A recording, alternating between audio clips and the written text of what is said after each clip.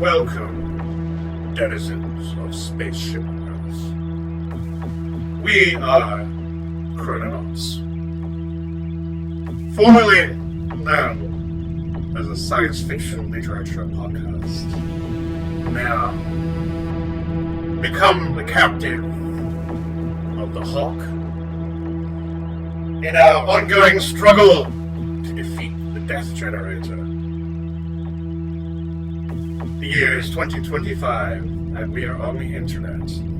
We are indeed Chrononauts. Do not attempt to adjust your parameters. We are in control. Do not panic. Do not panic. Do not panic. Do not panic. Do not panic.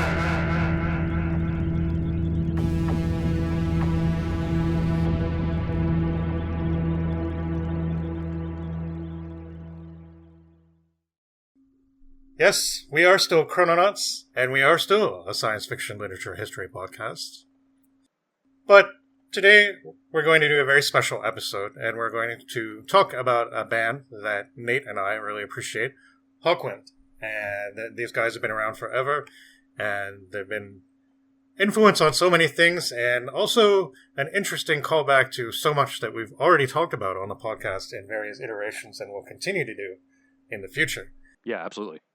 So, again, this is Nate and JM. Gretchen's not with us this episode, but we will be back soon enough to talk about language and communication. But now, if you'll allow us this musical interlude. We did this once before. We talked about the very blatantly science fiction influenced band Voivod, the heavy metal, thrash, progressive, whatever you want to call them, band from Quebec. And now we're going to talk about an even more science fiction adjacent. Or if you want to say, in the words of Joe Banks, writer of the Days of the Underground book about the band, Hawkwind were science fiction. So it makes perfect sense for us to talk about them on Chrononauts. So you can find us on the internet at chrononautspodcast.blogspot.com, and I really recommend you go to that site because that has so many of the different things we've added to the digital science fiction lexicon, if you wish to call it that. Yeah, we've had a lot of new activity up there in the last couple of weeks, and you can expect a lot more new activity in a couple months or so. So in the future, not to give away too much about our future plans, but I think you already know what they are. If you've been following our blog spot, we're going to be taking deep dives into the Latin American pulp magazine scene of the 1950s. So you can expect a lot of stories from the Argentinian magazine Beyond and a lot of stories from the Mexican magazine Fantastic Tales. So we'll be talking about that in depth a lot more later this year, but you can read the stories along with us as we post them. So I think that's a really, really cool thing because some of these stories are actually really awesome. Yeah, and we also have other stories that we previously did from Russian magazines and other Spanish sources. And yeah, it's been really cool. Of course, we brought you The Air Battle, a book that I'm sure Robert Calvert, if he had heard about it, would probably have really appreciated. Yeah. It sounds like just the sort of thing that you would have enjoyed, actually. But we'll talk more about him much later, because he is Hawkwind's resident science fiction poet. So, first off, though, I'll just continue running through our little pluggables here. So, we can also be found on the YouTube and all your podcasting apps. Just search for Chrononauts Podcast. You can connect with us on Twitter at ChrononautsSF. I guess everybody's calling it X now. Yeah, I'm not, though, so. Email us, chrononautspodcast@gmail.com. Leave us comments, leave us reviews. We really appreciate that. Hopefully, the literature people will find this interesting as well, and the music people will want to tune in, and those that enjoy both can just sit back and strap yourselves in and prepare for liftoff, because we have a long way to go and a lot to talk about. Yeah, and this is definitely going to be a nice contrast with our Voivod episode, as with Voivod, they didn't really work too much with, established science fiction authors and bringing in the direct literary references in the same way that Hawkwind did in their work, pretty much throughout the entirety of this run that we're going to be talking about, which is Going to go quite a ways up into the 90s. I don't think we're going to dip too much into the 2000s era and the more modern stuff. Yeah, I'll definitely mention some things briefly. I have heard the album from 2010, but before that, there's a bunch that I haven't heard, and there's a bunch of new ones after that that I haven't heard, including an album called The Machine Stops. Yeah, which is pretty cool. I did not get to listen to, but... Yeah, no, me neither. That we did on the podcast. We had a great time with that story, so... Yeah, absolutely. So for this one, I listened to the first 21 studios, plus a couple of the 7-inches that they stuck as bonus on some of the CDs and some of the ones that they didn't, as well as Space Ritual, the perennial classic for me. Okay. And it has always been my Hawkwind go-to for several years, so I hadn't actually revisited a lot of these studios, like the classic 70s era, in a really, really long time. And pretty much everything after Amazing I was listening to for the first time during this last couple weeks, where I've pretty much been listening to nothing but Hawkwind. It's definitely been a very interesting time in my life off the podcast and for doing this for sure. So yeah, definitely going to be excited to talk about this because there's a lot of really, really awesome albums in this run. Yes. An overwhelming number of lineup changes and stories as well. Yeah, we'll definitely get into some of that. Again, I'm actually going to probably focus mostly on the 70s because that's the era that I'm most familiar with, but I definitely do enjoy some of the later albums as well quite a bit. So we won't be skimping them. I just don't have as many... There's just not as many cool anecdotes and different interesting tales about the lineups from the future days, but it did seem like it was basically Dave Brock and a floating community of people that came in and out of the band, so it's kind of maybe redundant to get into all of it because it'll be a bunch of names that you can easily look up on the internet. But nevertheless, you did segue just now into the first thing I wanted to talk about, and kind of as usual, when we do the Chrononauts podcast, literature podcast, as opposed to the Chrononauts podcast rock and roll takeover, we usually start where, at least when I'm doing my segments, I like to ask, where did it start? Where did you first hear about it? How did you come to be interested in Hawkwind? What year was it? How did it begin? So I think, like a lot of people who were big into metal, like I was very much in high school, I got into Hawkwind through Motorhead. Motorhead is obviously massively influential band to metal and punk. Probably in the top 3 of the most influential bands of all time to metal, I would say, along with Black Sabbath and Judas Priest. And I don't think there's many people out there who would really disagree with that statement. But I learned that Lemmy was in this previous band called Hawkwind, and there's supposed to be some psychedelic spacey band. And I was like, oh, that's cool. And I remember talking to a mutual friend of ours on IRC, Clint Ruin. And we used to trade tapes and CDRs back and forth every now and then. And he sent me CDRs of the, I think, first 3 or perhaps first 4 Hawkwind studios. I don't remember at this time. But it was definitely the first time I had heard them and got really into them, especially the second and third records. And then I heard Space Ritual later on, and I was just like totally blown away because it's a lot of those songs from that third record, but much more, and a lot of stuff added to it with the electronics, the ambience, the space poetry, the whole packaging and presentation. It's just incredible. It's one of my favorite records from the 70s. It might even be my favorite non-metal record from the 70s. It's my basically go-to for Hawkwind before we did this podcast, and I think it's still in the top spot of everything they've done above all the studio stuff. I'm not being dismissive of all the other stuff that they've did, which I think is for the most part really good, but this just is like, to me, Hawkwind at their prime and their peak and their highest form. But yeah, that was mainly my pull for the band for many years. So like I said, I hadn't revisited the first 3 or 4 records in many years, so it was kind of cool coming back to these because I had pretty much no recollection of anything that the first LP sounded like, and it had been a really long time since I'd listened to Warrior on the Edge of Time. But yeah, I'd heard Amazing, I think, right after we did the Amazing Stories episode on the podcast. I forget if you said it on the podcast or off the podcast. You mentioned that Hawkwind did a record called Amazing Stories. Yeah. And I was like, oh, yeah, that's pretty cool. I'll check that out. You know, I like all the classic stuff. And I had kind of written off those post-Lemmy records pretty unfairly, I think, just kind of assuming that the quality would drop and the band wouldn't be worth listening to anymore when such a key figure like Lemmy leaves the band, but that's really not the case. I think there's a lot of really rewarding stuff after he leaves the band, even if it does change a lot in sound pretty quickly, though I don't necessarily think that's due to Lemmy's lack of presence, but I guess we'll get there when we get there. So yeah, that's more or less been my experience with the band up to this point. Again, Space Ritual is one of my favorite albums of all time. Such a powerful, powerful recording.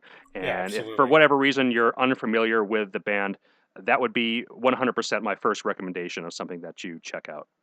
That would be my recommendation, but depending on what kind of person you are, I might suggest something else, but I'll mention it when we get there, and we'll debate whether you agree with me or not. Okay. Because this journey has been so interesting. Yeah, it really has. I'm like, just listening to all this stuff over the last few weeks, and just like, reading about them and thinking about like the albums in their context and everything like that, and what was happening, and who was in the band at the time, and how they were feeling about each other, and all this other stuff. It all impacts how the music is.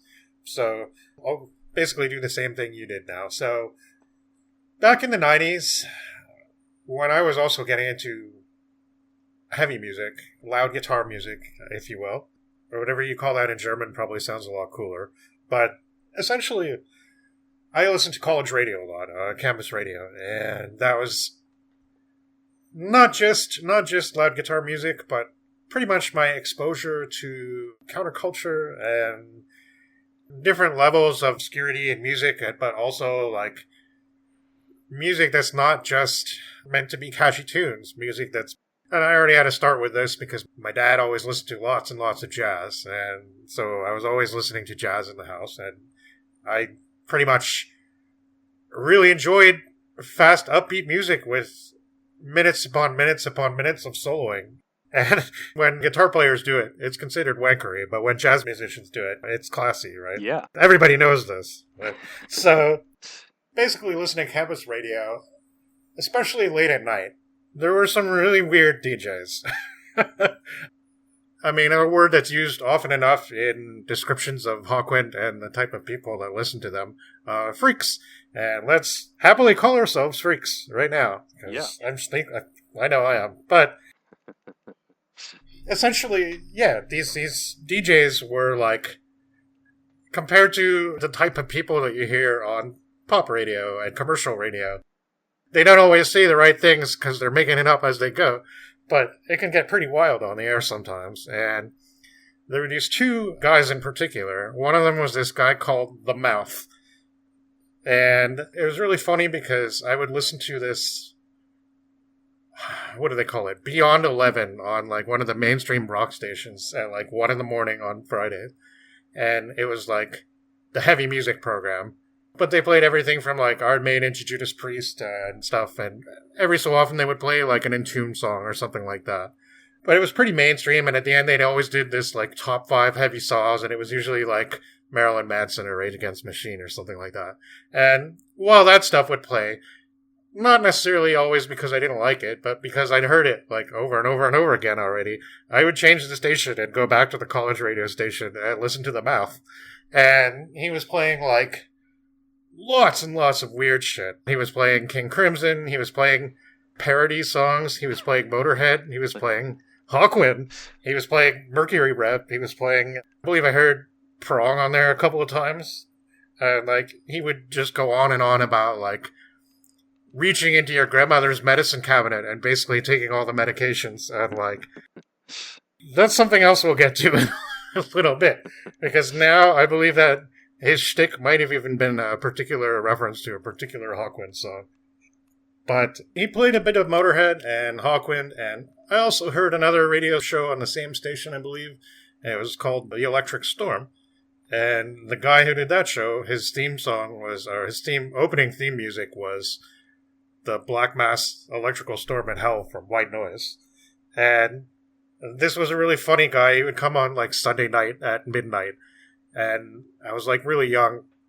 And I couldn't listen to the radio that late very openly because my mom would come in and she'd be like, "You should be in bed, you got school tomorrow," and all this stuff, right? So I'd try and tape the radio show.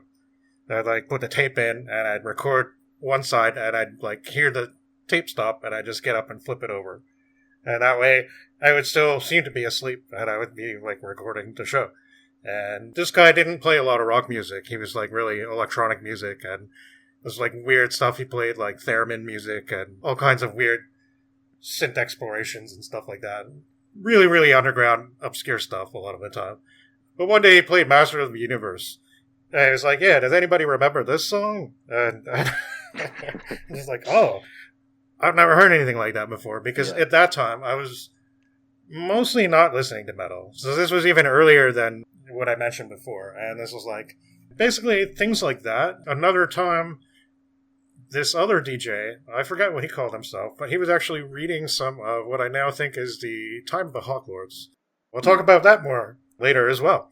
And he played at least a couple songs of them. And I think at that time, I was maybe not quite ready to really get into them. I think it was like a little too scrappy for me or something like that. And the same thing with Motorhead. I didn't really enjoy Motorhead at first. Like, it was a bit too... Iron Maiden I thought was cool, and Metallica was cool, but Motorhead was a bit, like, too punky, I guess. I wasn't really into that as much as a kid. I like it now, and I dig it. But it was bands like Hawkwind that kind of turned me onto that a little bit, eventually. Huh. Another thing, though, I was a really big fan of this album that came out in 1996 called Elegy from the band Amorphous. Yeah, that's a great album. Except for the singer. Yeah, I like that album a lot. I still like it to this day. Yeah, I can't stand those clean vocals from the singer, but like I really, really like everything else about the rest of the record. I just found wish they found like literally anybody else on earth to sing on that record. Yeah, the vocals are pretty boring, but it's I don't know. The melodies are good though. I find the song's pretty catchy. But yeah, he's not a great singer. But I did see them live, and they put on this amazing space rock show. And it's funny because I saw them live like 3 times, and the other times they didn't really capture me as much. And those were at the time they played more of their like death metal stuff. And I was like, yeah, that's cool. I mean, it's fine, it's great. But the one time they decided, I think it was the first date on their North American tour. I think they were playing with Opeth or something like that. And they decided to play this totally laid back, mellow, spacey set. And I'd smoked quite a bit, reefer madness inducing stuff.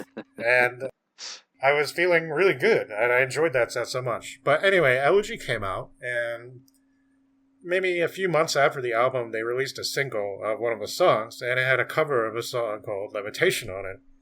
And I'm like, whoa, it's Hawkwind. I've heard that name before.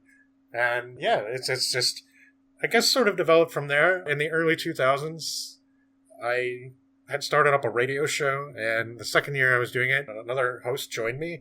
It was at the school I was at, and we and a couple of other people used to go around to all the used record stores and CD stores around here, of which there used to be a great number, and we would pick up albums and bring them to each other's places or like make copies of them for each other. So my friend and radio co-host got In Search of Space and this weird album called Palace Springs from the early 90s.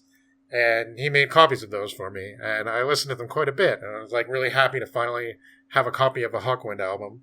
Around the same time, or shortly after that, I moved into residence at the university I was at the time. And that was the first time I had a high-speed internet connection. So this is around 2001, I believe. I was able to download a lot more albums, which we, of course, do not recommend that you do. But if you need to hear Hawkwind music, what are you going to do sometimes, right? Well, I think Hawkwind themselves might even have justified that in the early days if such technology existed. I mean, they very much embodied a counterculture attitude. And very early on, they were, kind of a little bit carefree in what they wanted to do with their aspirations as far as commercial success and all that. So it may not be the worst sin in the world. Yeah. Home taping didn't exactly kill music. In fact, I think you could argue pretty strongly that it helped the underground spread through the industrial scenes, the punk scenes, and the metal scenes. And that's something I do want to talk about more in depth later on when we get there. And I didn't really have access to like zines and stuff like that. So I pretty much did rely on the internet a lot from pretty early on as well. And yeah, you meant it was funny because I had been starting to get a little bit into the earlier stuff. I knew some songs, and I don't know if I'd listened to that many albums yet. But that friend you mentioned, Clint Ruin, he sent me just randomly the reggae song from one of their 90s albums. But it was a live version. and it was actually really cool. And I'm like, oh, And he's like, okay, surprisingly, they do reggae very well. And I'm like, yeah, you know what? That's cool. I mean, and I might mention that song later on. It's very atypical. There's not really that much else like it in their discography that I can tell. But maybe a little bit, because they did have some ragam guy in their stage lineup at one point there in I think in the early 90s. So, I don't know.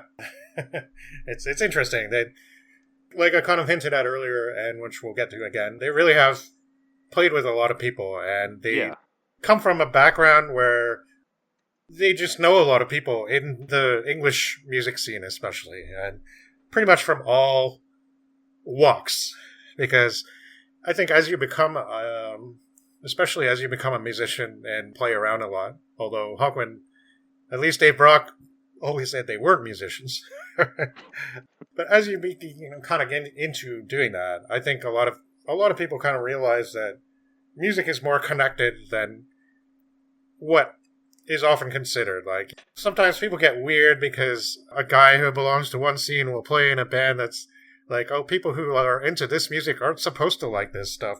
But there must be something fake or poserish about him being in this band or something like that. And it's just like, yeah, sometimes some pairings might seem odd, but you don't really know what these people are like in real life. You don't know what they listen to, right? Just because they happen to play death metal or something like that. They're like, well, I don't know. Maybe they like pop music. Maybe they like space rock. I don't know. It brings up another question, a general question for you before we get into the details of stuff. Do you think Hawkwind belonged to a particular camp? The sense that I get from this, like, a lot of people who don't know them very well think that they're English progressive rock. Right. And a lot of people who are into English progressive rock, some of them like them, but other guys are like, no, these guys aren't really prog. And they're like, if Pink Floyd's not prog, which they argue about incessantly, then Hawkwind are definitely not prog, right? Yeah, I mean, it's hard to pin down in a specific genre. I categorize them in my hard rock prog psych folder. I like to have a bigger tent for my categorization themes. But I mean, as we get into the later albums, especially the ones after Lemmy leaves, I think a lot of influences from 70s glam rock and even punk come into the music. Once we get into the 80s, there's a lot of these like really anthemic AOR type tracks, as well as tracks that might as well be new wave or British heavy metal songs. And then when we get into the 90s, it just starts to get into this like almost Aphex Twin Portishead area in some places. So yeah, I mean, generally speaking, I would call them, I don't even know. I mean, certainly the classic era, I would lump in with progressive rock stuff as at least as much as you would consider the German stuff like Amandul, Zwei, or Neu, Faust, that kind of stuff in the progressive rock camp. I'm sure there's people out there who use the term progressive rock very narrowly to refer to that school of English bands like Genesis, Camel, Gentle Giant, and stuff like that. But yeah, Hawkwind definitely, I think, pair more with the German stuff going on at the time, especially that classic era where they get a little bit more out there, experimental, and are kind of drawing on like a classic English literary tradition where I think something like Genesis or Yes or those kind of bands. Pink Floyd even. Yeah. I think a lot of it does come down to possibly accosting, because Hawkwind, I guess some people don't realize this. I know there's the great YouTube channel, The Prog Corner, where the guy actually did a ranking of the Hawkwind albums. And it's where he had talked about a lot of the newer albums that I hadn't heard before, actually, that got me interested. Oh, maybe I should check them out. But I didn't get around to checking them out because there was just so much to listen to. Yeah.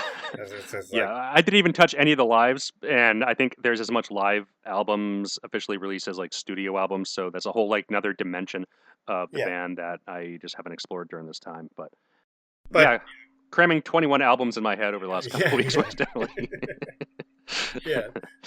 But in that video's comment section, I saw one guy kind of going, he was very tentative about it, and he was saying, like, well, I wonder if Hawkwind could be considered a part of the punk camp. And he was saying, like, he's kind of so tentative about it. It was pretty adorable because he was kind of like, well, I don't know if the prog fans are going to be upset with me because I know the idea of liking punk and progressive rock at the same time is weird.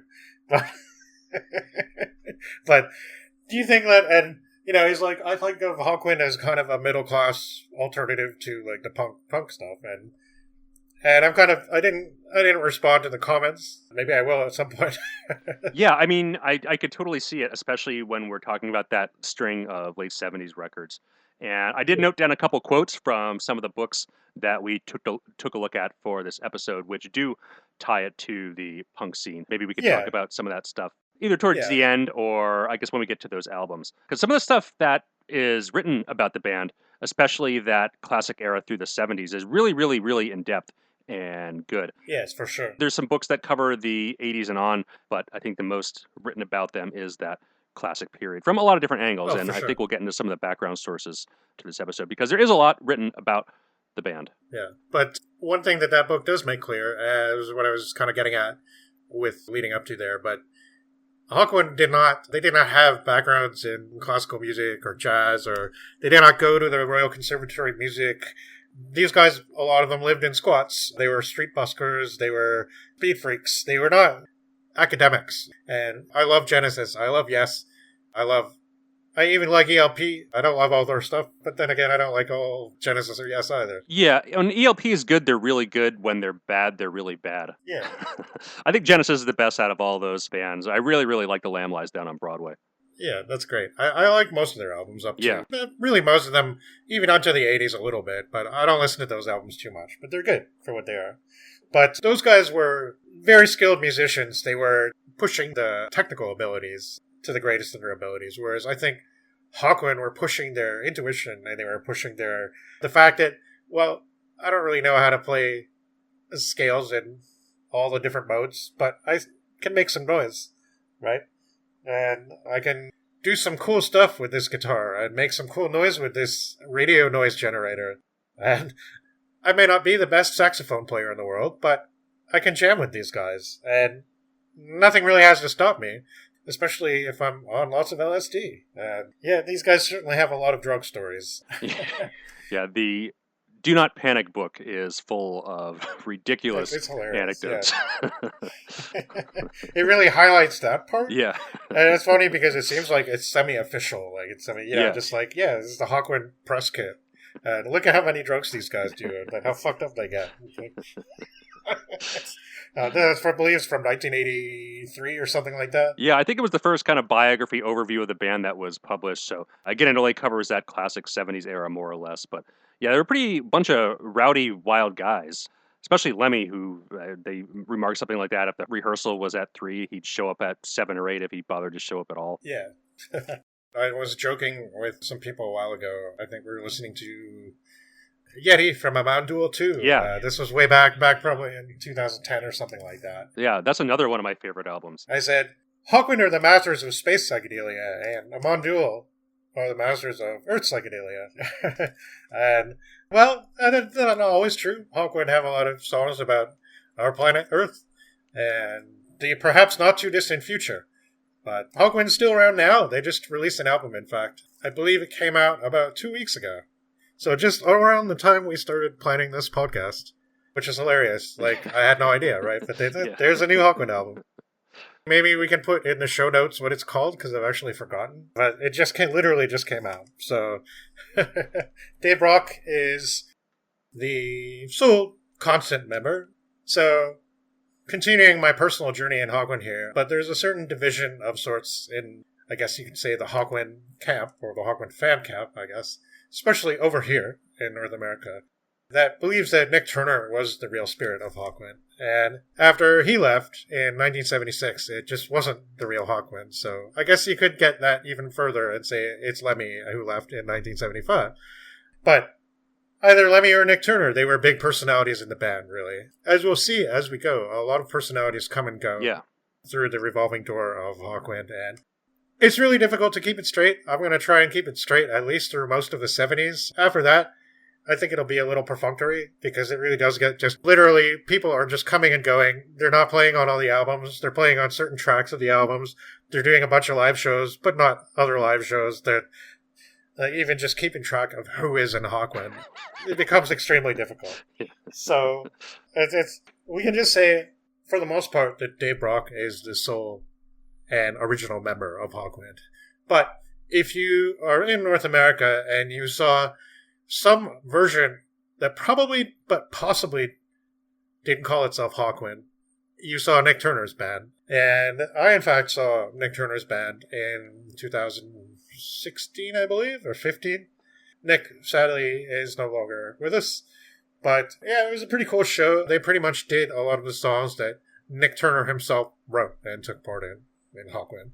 So we got D-Rider, we got Master of the Universe, we got Children of the Sun, we got Time We Left This World Today. We got that. It was a pretty awesome show. I will say, Time We Left This World Today requires such a special thing to get right.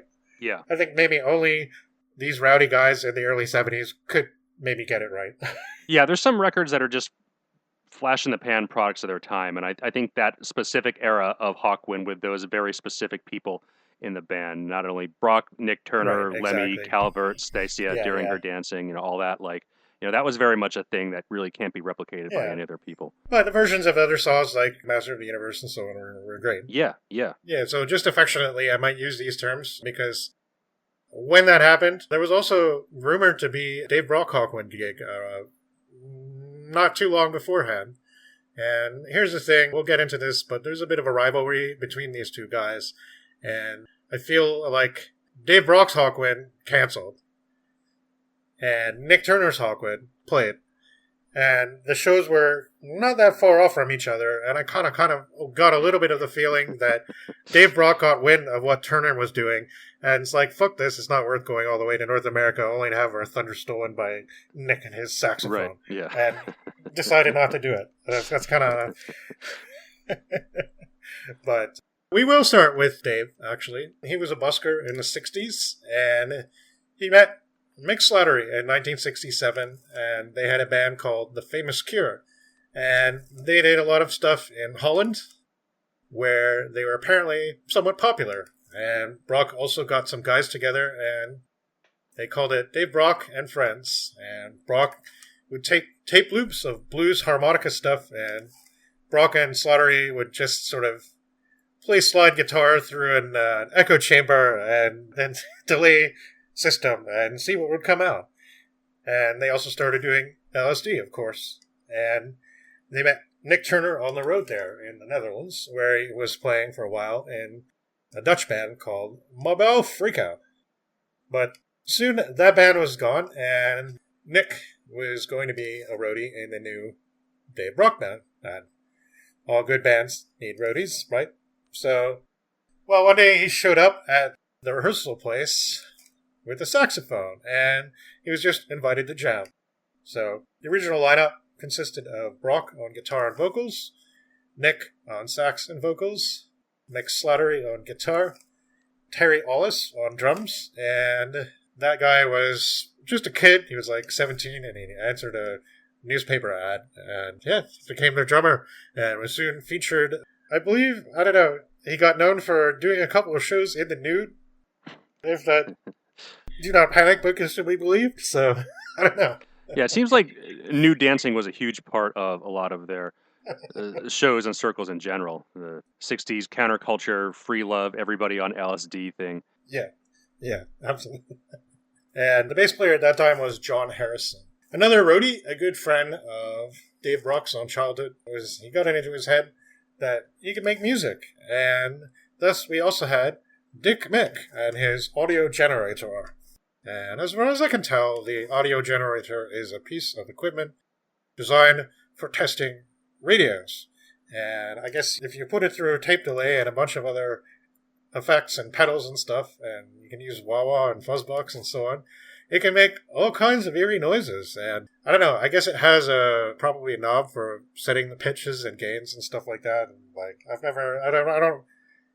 never seen it in practice. I don't know exactly what it looked like, but it's a pretty primitive piece of sound generating equipment, I imagine. Yeah, I didn't really look into the technical details of what he was doing too much. I don't think it really goes into it that much in detail in any of those books, or at least if it did, I didn't really pick up on it. Yeah, and just listening to it, it reminds me of having my shortwave radio back in the day, and it had a VFO pitch control that you could adjust, and when you get into these weird frequencies where there's all kinds of noise coming from who knows where, generated electricity, stuff generating RF, whatever, interference, beacons, weird Morse code transmissions and stuff like that. You hear all kinds of stuff, and you could change the pitch using this knob.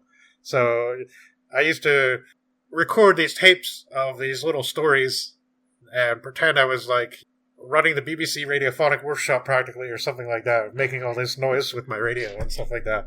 And that's what I kind of picture the audio generator as being like, basically.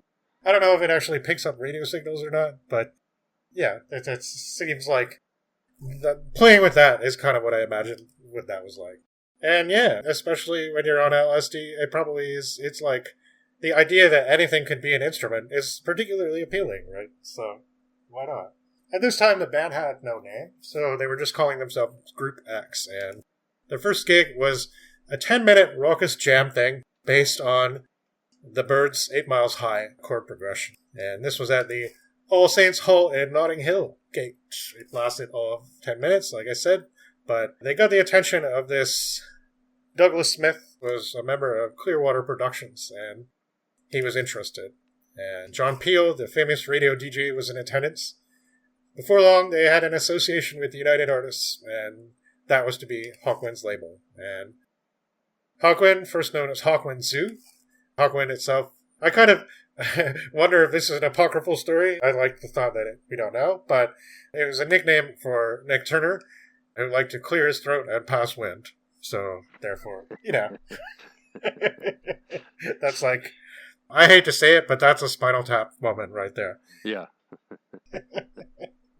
But it could also be Michael Moorcock's Hawkmoon character, and any number of other things. So, take it as you will, right? That's part of the thing of Hawkwind. They're storytellers, right? So there's a demo, 3-song thing, recorded at EMI Studios, and it has Hurry on Sundown, and Kiss of the Whip, Kiss of the Velvet Whip, and Sweet Sisters of Pain. That's the same song, actually, yeah. And otherwise, that song's been unreleased, but it's pretty cool.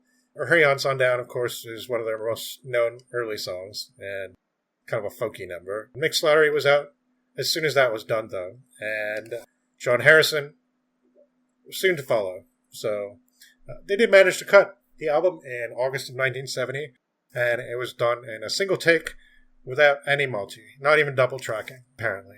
But it was edited in certain parts. I guess they probably jammed for hours and hours, and they just decided, well, we're going to cut certain parts out here and there. But their new lead guitarist was Hugh Lloyd Langdon. Great Welsh name, really. Definitely. Especially with that H-U-W spelling. He would be out of the band quickly enough after this, but he'd return to the history periodically, especially around 1980 to 80, basically through the 80s, I guess. He was actually a member of Budgie, briefly, in 1978, when they were trying out as a 2-guitar band. And the only thing I've heard from that is the Live in Los Angeles concert, which is one of my favorite Budgie recordings ever, because just hearing them with 2 guitars is amazing, and they speed up a lot of the songs. Huh. And they do a lot of the funky stuff from the late 70s that not everybody likes, but I do. I'll have to check that one out. I never heard that one. Yeah, it's really amazing. It's they managed to get it to the United States that one time, and they had 2 guitarists, and did a very, very short tour. The Los Angeles thing was recorded for the radio, I think, and yeah, you can download it or something, or find it online. I don't know where you can buy it from. But anyway, I don't believe it was Hugh doing that concert, though, so I'm not sure how long he was a member. But the single from the album made perfect sense. It's Hurry on Sundown and Mirror of Illusion, probably the most accessible songs on the album. Yeah, what do you think of this album? So we're not going to do this like the Voivod one, by the way. We're not ranking the albums. I didn't really bother to do that this time. We're just going to go chronologically, but we are going to talk about how we feel about each one and how the songs suit us and stuff like that. Well, I procure myself another drink. You tell me what you think of this album. Yeah, I really like this one. It is definitely my least listened to of the classic era before going into this. And it's probably my least favorite of the classic era itself, but it's cool. It's very, very loose, very, very jammy. Not a lot of structure, especially in those couple songs where they're just, I don't know. It reminded me a lot of early Pink Floyd. There's a cover of Cymbeline on the demo, and that era of more Adam Hartmother, set the controls for the Heart of the Sun type thing. Very, very much feels like a big influence on this record. The bass player is really prominent in the mix, and he's definitely a strong player. If I didn't know it wasn't Lemmy, I would have just thought it was young Lemmy playing. So that was kind of cool to hear him just kind of really jamming out. on the bass. A lot of really cool ambient bits, jazzy drumming, saxophone. Yeah, I like it. It's definitely a different mood than the next couple albums, and that it feels like very, very loose and unstructured. But I don't think in a way that works against it, but in a way that definitely doesn't make it as strong as the next stuff that we're gonna come. Like it's a good album, but I ultimately like the stuff coming up a little bit more when it gets a little bit more focused and cohesive. Yeah, I basically agree with you. I think it's interesting because there are some people who think this is one of their best albums, and apparently Dave Rock himself still really, really likes this album to this day. And I know my friend Jonas really, really likes this album too, and I think I respect that. I think it's cool. You can really hear especially in the first track, I mean, you can hear Dave Rock's kind of like street busking kind of feeling coming on with the Hurry On Sundown is definitely not like almost any other later period Hawkwind song. There's a few that use acoustic guitar and like chord strumming and stuff like that, and maybe a similar way, but generally when it's merged with their spacier sound, it's just a lot different. And then in the later 70s, you get more acoustic stuff, but it's a lot more like, I don't know, like the glammy, the David Bowie kind of stuff that we're going to talk about later on. Like, it's really different. So Hurry On Sundown is very folky and lollocking and kind of like happy sounding and exuberant. And it's just a very different kind of song. And then Mirror of Illusion's got some sort of spacey sounds to it. Like the audio generator noise is really eerie during that song, and I like it a lot. And the vocals are cool. The other thing is Hugh Lloyd Langton, his lead guitar playing. Hawkwind, I mean, until the 80s, other than this album, they never really had a lead guitar player. They don't really do that a lot. Like, they don't really do solo guitar stuff unless it's put through, like, tons of effects and the bass is leading and everything is like, yeah, this is more like we have, like, a lead guitar solo. And there's some funny stories about why Hugh left so early at this time, and just basically because of all the acid that they were doing, and apparently things got to be a bit too much for him, and one day he was on stage, and he had drunk some laced juice or something like that, and didn't know how much LSD was in it, and he wasn't prepared, and so he was trying to tune his guitar, and he couldn't hear the notes, and everything just sounded like it was wavering, and he started panicking so much while he was playing that he basically got onto his knees on the floor and was like playing, and he thought it was going on forever, and he's like, when is it going to end? Oh, God. And after the show, Nick Turner turns to him and he's like, that looked so cool, you should do that every time. And Langdon was like, what? You understand, this was a nightmare. Like, the band was sleeping pretty rough around this time, and apparently they had this van they called the Wart. It was full of clothes hanging up and dirty socks and stuff like that. And Hugh Lloyd Langdon, again, done some LSD, and he was sitting in the van, and all of a sudden he started feeling trapped, and like there was like green fumes rising out of the floor and like filling the cabin of the van, and he couldn't get out of the door, and he was like totally freaking out. Yeah, so they would do all kinds of gigs, tripping really, really hard, and yeah, it was just too much for Hugh, and he said it was incredibly weird and bad experiences during that time. Nick Turner knew a lot of dealers and someone who had a factory that made the stuff, he says, and according to him, he would show up to the gigs with bottles of liquid acid and just give it to fans. It's so wild. Yeah, I mean,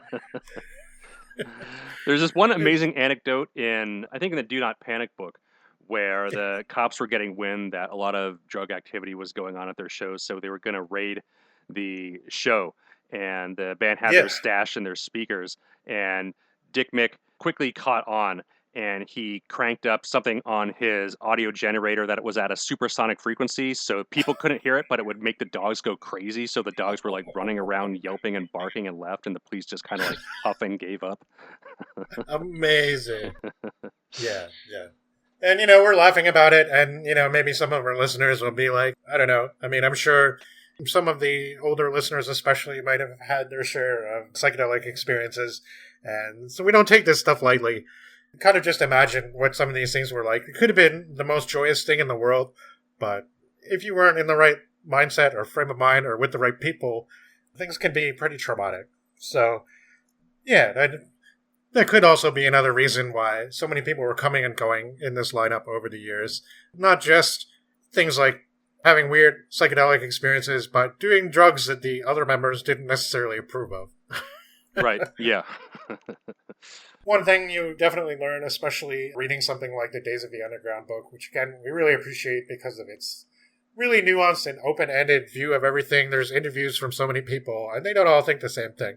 And the author's not really trying to necessarily push 100% a particular bias about Hawkwind or the way it should be, unlike a lot of the other books. Yeah, it's a really interestingly laid out book in that it's not just a straight chronological narrative, but he intersperses it with interviews of key people at the time, as well as these, I guess, cultural, social, and musical scene overviews where relevant, just to kind of ground you in what's happening in the rest of the world as it relates to a particular aspect of what the band is doing. It's really, really well put together and very, very thorough. I guess my only critique of it is it does stop at Levitation. So you get the classic era and the string of late 70s records when we have all the lineup changes and changes in sound in general.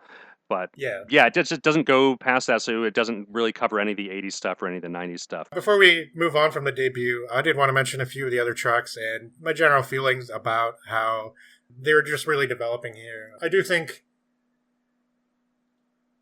I really enjoy Nick Turner's songwriting, and I enjoy a lot of his contributions to the band, but sometimes I do find the saxophone playing not quite, I don't know. You have to be in the mood for it, essentially. And I guess you could say that about a lot of their music, and maybe that's one reason why this band is, I mean, the music critics hated them, right? And a lot of people didn't understand them. And my friend was talking to her dad recently about them, because I'd been talking about them a lot, and he was just like, oh, that band was total rubbish. You know, it's like...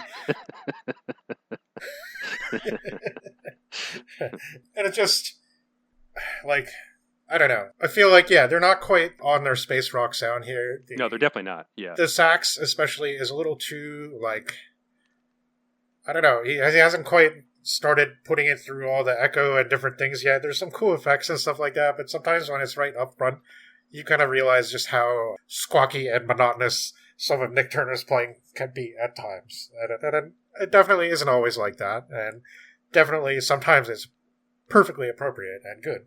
But I'm not always, and I'm not one of those people who like, New York's all right if you like saxophones. That's not me. I like saxophones, right? I don't know. It's just, I kind of sometimes feel like that part especially is not quite there.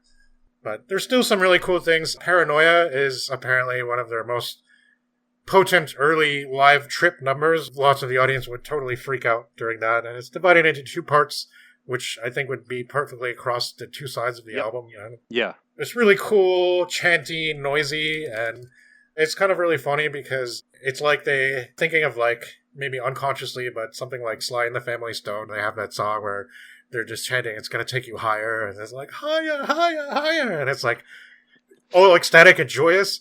But with Hawkwind, it's like scary and freaky, and they're going higher, higher, and it's like, oh no, put it down, and then all the audience is freaking out, and like the band is freaking out and just making all this noise. And that's probably, other than Hurry on Sundown and Mirror of Illusion, I think that's probably the standout on this album.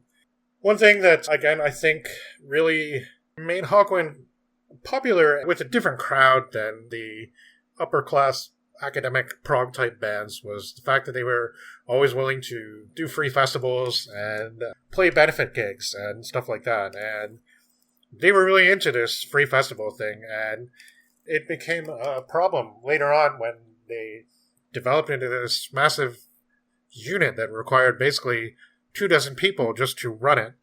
And none of them are getting paid, and they're putting so much effort and work into it. This can be a problem. So it's a punk's ethos that Hawkwind kind of began with. It's something that's always being tested during their history. But the fact, I think, that they're all kind of eccentric fellows, and they have such personalities in the band, and they have such a community spirit, basically keeps them able to be doing it more or less on and off for years and years. And they do a lot more touring than recording albums. So, at least especially in the 70s, even into the 80s. But Dick Mick really wanted a Moog synthesizer, and apparently they were waiting for it to arrive. And he said, if we don't get it together soon, we'll be left behind. We've had these ideas for months now, and Keith Emerson and that King Crimson bloke are going to get there first. Unless we're careful, we'll do what we've been wanting to do. I was like, yeah, I mean, ELP is just nothing like Hawkwind. Nick Turner said, I think we're getting into a smoother, happier music. At the moment, our music is derived from all the trips we've had.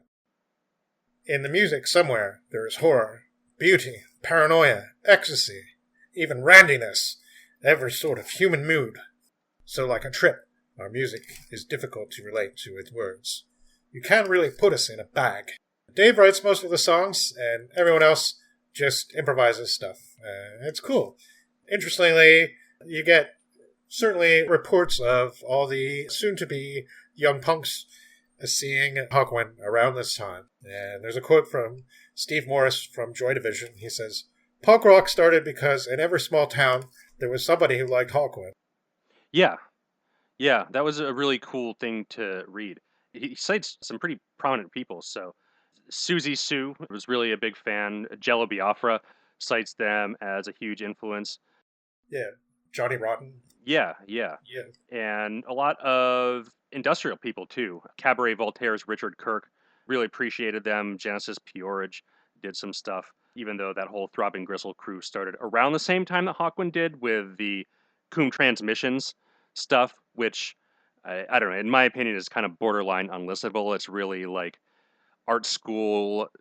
I don't know, it's not nearly as good as the early Throbbing Gristle stuff, but you see a lot of these really, really big figures appreciating Hawkwind and getting into them early on, and I can't help but feel that it rubs off on all those scenes in some way. Yeah, it's really kind of cool to see. And they were definitely always called the People's Band, and this would be both a compliment and also something used in a somewhat derogatory band, especially by the uppity music magazines that were coming out at the time. And I can imagine the guys at Rolling Stone probably didn't like this band very much. Yeah.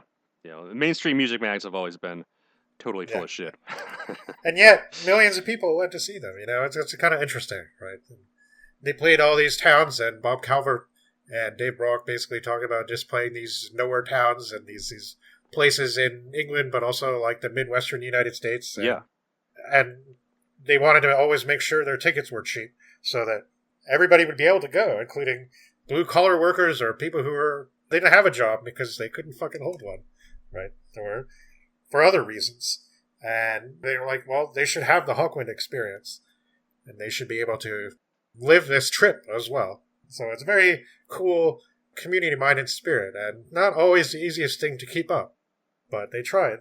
But yeah, Hugh left, and they didn't replace him, so basically no more bluesy solos after this, and the bass was taken up by one Thomas Crimble, and you still hadn't been able to buy a synth. More of that on the way. They did a lot of shows at the BBC, the live performances, and they kind of introduced some of the new stuff they were writing. So that brings us to In Search of Space.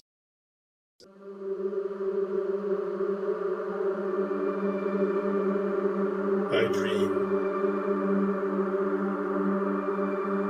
I dwell in a sprawling city of austere grey towers.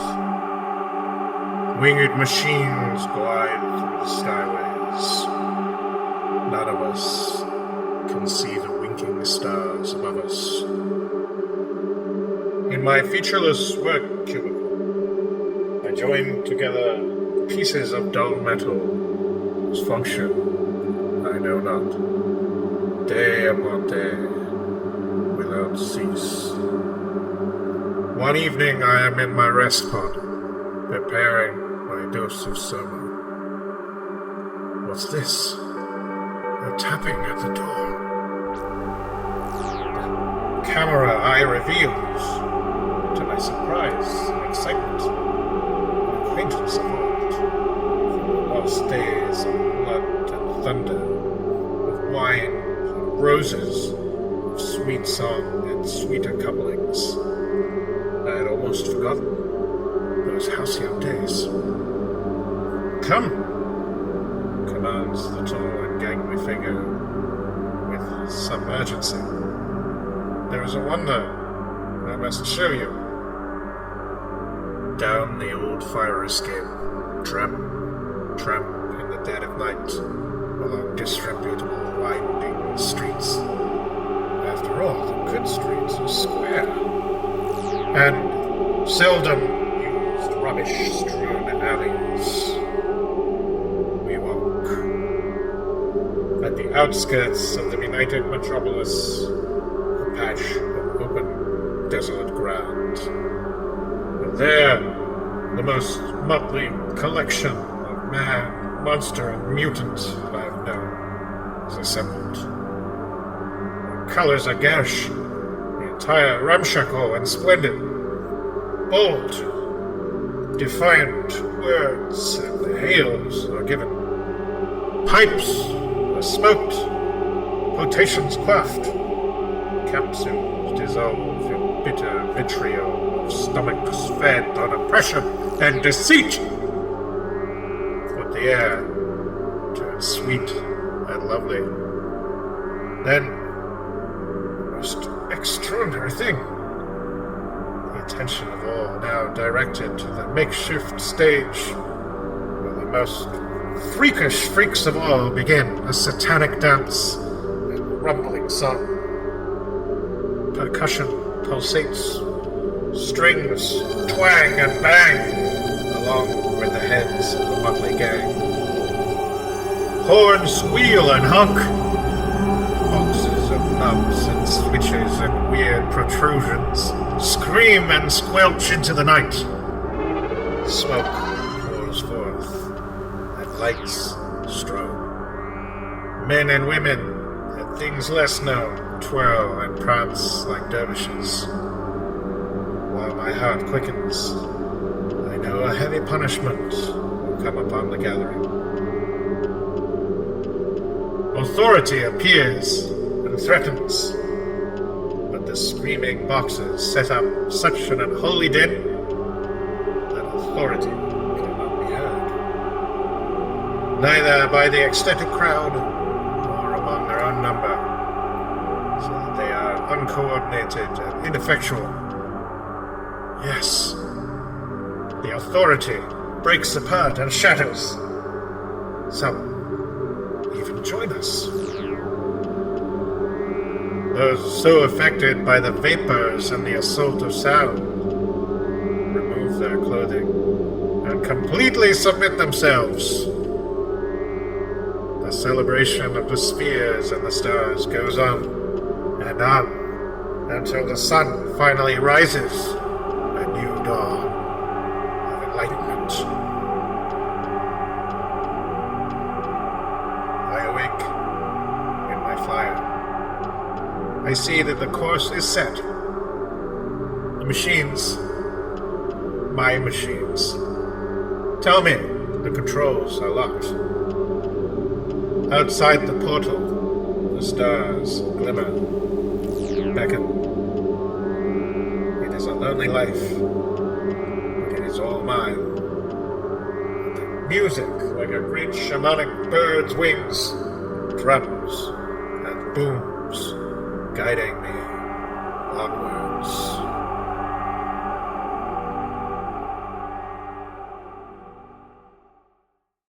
And that brings us to In Search of Space. And this is where Robert Calvert starts his relationship with the band.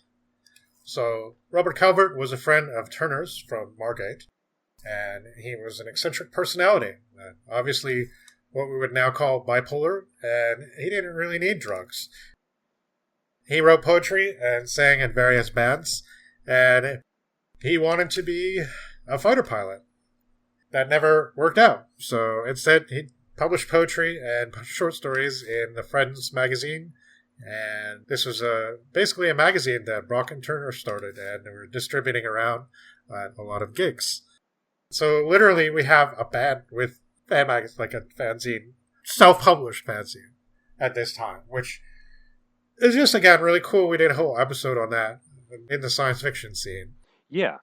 And that's another thing that really takes off with the rise of these independent music scenes later with punk and metal and industrial is that fanzine culture, Yes. allowing people to talk about music that exists outside of the mainstream with other fans and then trade tapes back and forth. And again, it's just fascinating at how ahead of the curve Hawkwind is on like everything here. Yeah, and another thing is self-made merchandise, like basically DIY merch. I want to make a bit of an aside here, and this is a very casual discussion, so I think it's okay to do this. I don't know. We might be here all night, but bear with us. So one thing I really noticed about this is talking to somebody like my dad, for example, who was born in 1950 and was a teenager during the 60s. He saw the counterculture movements from a distance, sort of. He was into some psychedelic music in the 60s, but kind of really got out of it by the time Hawkwind had made a few albums. I don't know. I don't think he's heard of them or ever listened to them. That he basically got all into dance music and jazz and stuff like that, and he left all that stuff behind. But talking to somebody like him, when I was a kid, he still had some ideas about rock and roll and how it should be. I know for sure one thing that we talked about sometimes was his obvious cynicism, and a lot of people's cynicism about rock and roll bands that basically make a spectacle of themselves and create something larger than the music so that, in the words of some critics, people can be distracted from the fact that they're shit players and can't really make music. And I'm just wondering if I'm going to propose this to you. What do you think the major difference in the presentation, aside from the obvious first surface aesthetics, is between a band like Hawkwind and a band like Kiss? I don't know. That's a really good question. I mean, Kiss always kind of had this like commercial mentality about how they went about their presentation and branding. I don't know. It's a good thing to ponder. I didn't really think about that connection before, but yeah, now that you mention it, both really are kind of larger than life. Kiss obviously has a much more commercialized and rabid fan base with some things like the Kiss coffin or whatever. But yeah, they all have these characters, I guess, as band members. Kiss was more explicit about it, creating the personas from the beginning, where I guess Hawkwind had kind of evolved naturally and took on the form through those weird novels and comics and various liner notes of the albums. But I don't know, Hawkwind, it feels more like it comes from the heart and the spirit, whereas Kiss is kind of more grounded in just basic rock and roll. There's really not too much unconventional about Kiss. They're not a bad band. I think Alive is a pretty awesome record, actually. Yeah. But there's not too much adventurous about their sound, even talking about heavy guitar music from the 70s that is more or less conforming to a rock and roll type form. You know, they're nowhere near as heavy or fast as AC/DC or Black Sabbath or Deep Purple or I don't know, anything like that. I've thought of this question today, actually, and it's kind of interesting to me because I'm glad you spoke your mind about this first, because yeah, I like Kiss now. I definitely didn't used to like Kiss, and now I've gotten to the point where I actually have a vest with a big Kiss patch on it, and I'm okay with that. I think it's cool. But to an extent, with Kiss, I had to distance myself from all the other stuff in order to appreciate their music. And when Hawkwind has this whole mythos around it and pictures of this whole Space Warrior aesthetic and everything, and Welcome to the Future and all the different eras and Bob Calvert and all these personalities, and we'll get into some of that stuff as we go. When they talk about all that stuff and when they do it, I feel like, yeah, it comes from their hearts. It comes from, that's the spirit of what they are. And I believe in it. I want to believe in it. I want to believe in this larger than life stuff. I want to believe in the Hawk Lords. I want to believe in like the two-dimensional spaceship and all this other stuff, right? Yeah. I mean, it feels sincere. I think with Kiss is such a weird enigma to me because, yeah, Kiss sounds like this really, really down-to-earth band. Although, when you read about them, sometimes the guys didn't even play on the albums and they had these guys playing instead and they didn't tell anybody. But, when you get down to it, Kiss are like the Rolling Stones, you know? They're like just really it almost feels like they should just be playing in bars. Like, you just be hanging out at a bar watching Kiss play. And maybe it's just because I'm a little bit, like, closed to the visual aesthetic and stuff like that, but it literally means nothing to me. Like, why are they breathing fire? Like, it's just Yeah. it's not like, most of their songs are just party songs, right? I mean, they do have stuff that's not, for sure. And they have an interesting catalog with, sometimes they get into, like, this, I don't know, just the same way that maybe, like, Motley Crue did, but maybe a bit cooler than that. Like, just, sort of getting into the, like, oh, we're dark and evil and don't mess with us, like, we'll hex you and all this stuff. Like, Yeah, I mean, I guess if I were to listen to 30 or 40 random 70s hard rock LPs and match the music with the Kiss characters and their costumes, it probably wouldn't be a Kiss record. It'd be more something like Sir Lord Baltimore or one of those more like Wild records where, I could see the... It's just totally incongruous to me. Yeah, like, I don't understand how Kiss worked. Like, I haven't made that epiphany yet. But I'm like, is it really just, like, their visual presentation is that? Like, I don't know. It's so weird. And I'm sure there's plenty of Kiss fans out there. Maybe they can write in and tell us why Kiss is just as cool as Hawkwind or something like that. But yeah, I mean, I got into Hawkwind first, and that could be part of it too. I was born in 1980, so I missed the heyday of this stuff, I guess, and so I'm appreciating it in retrospect, and I wasn't there.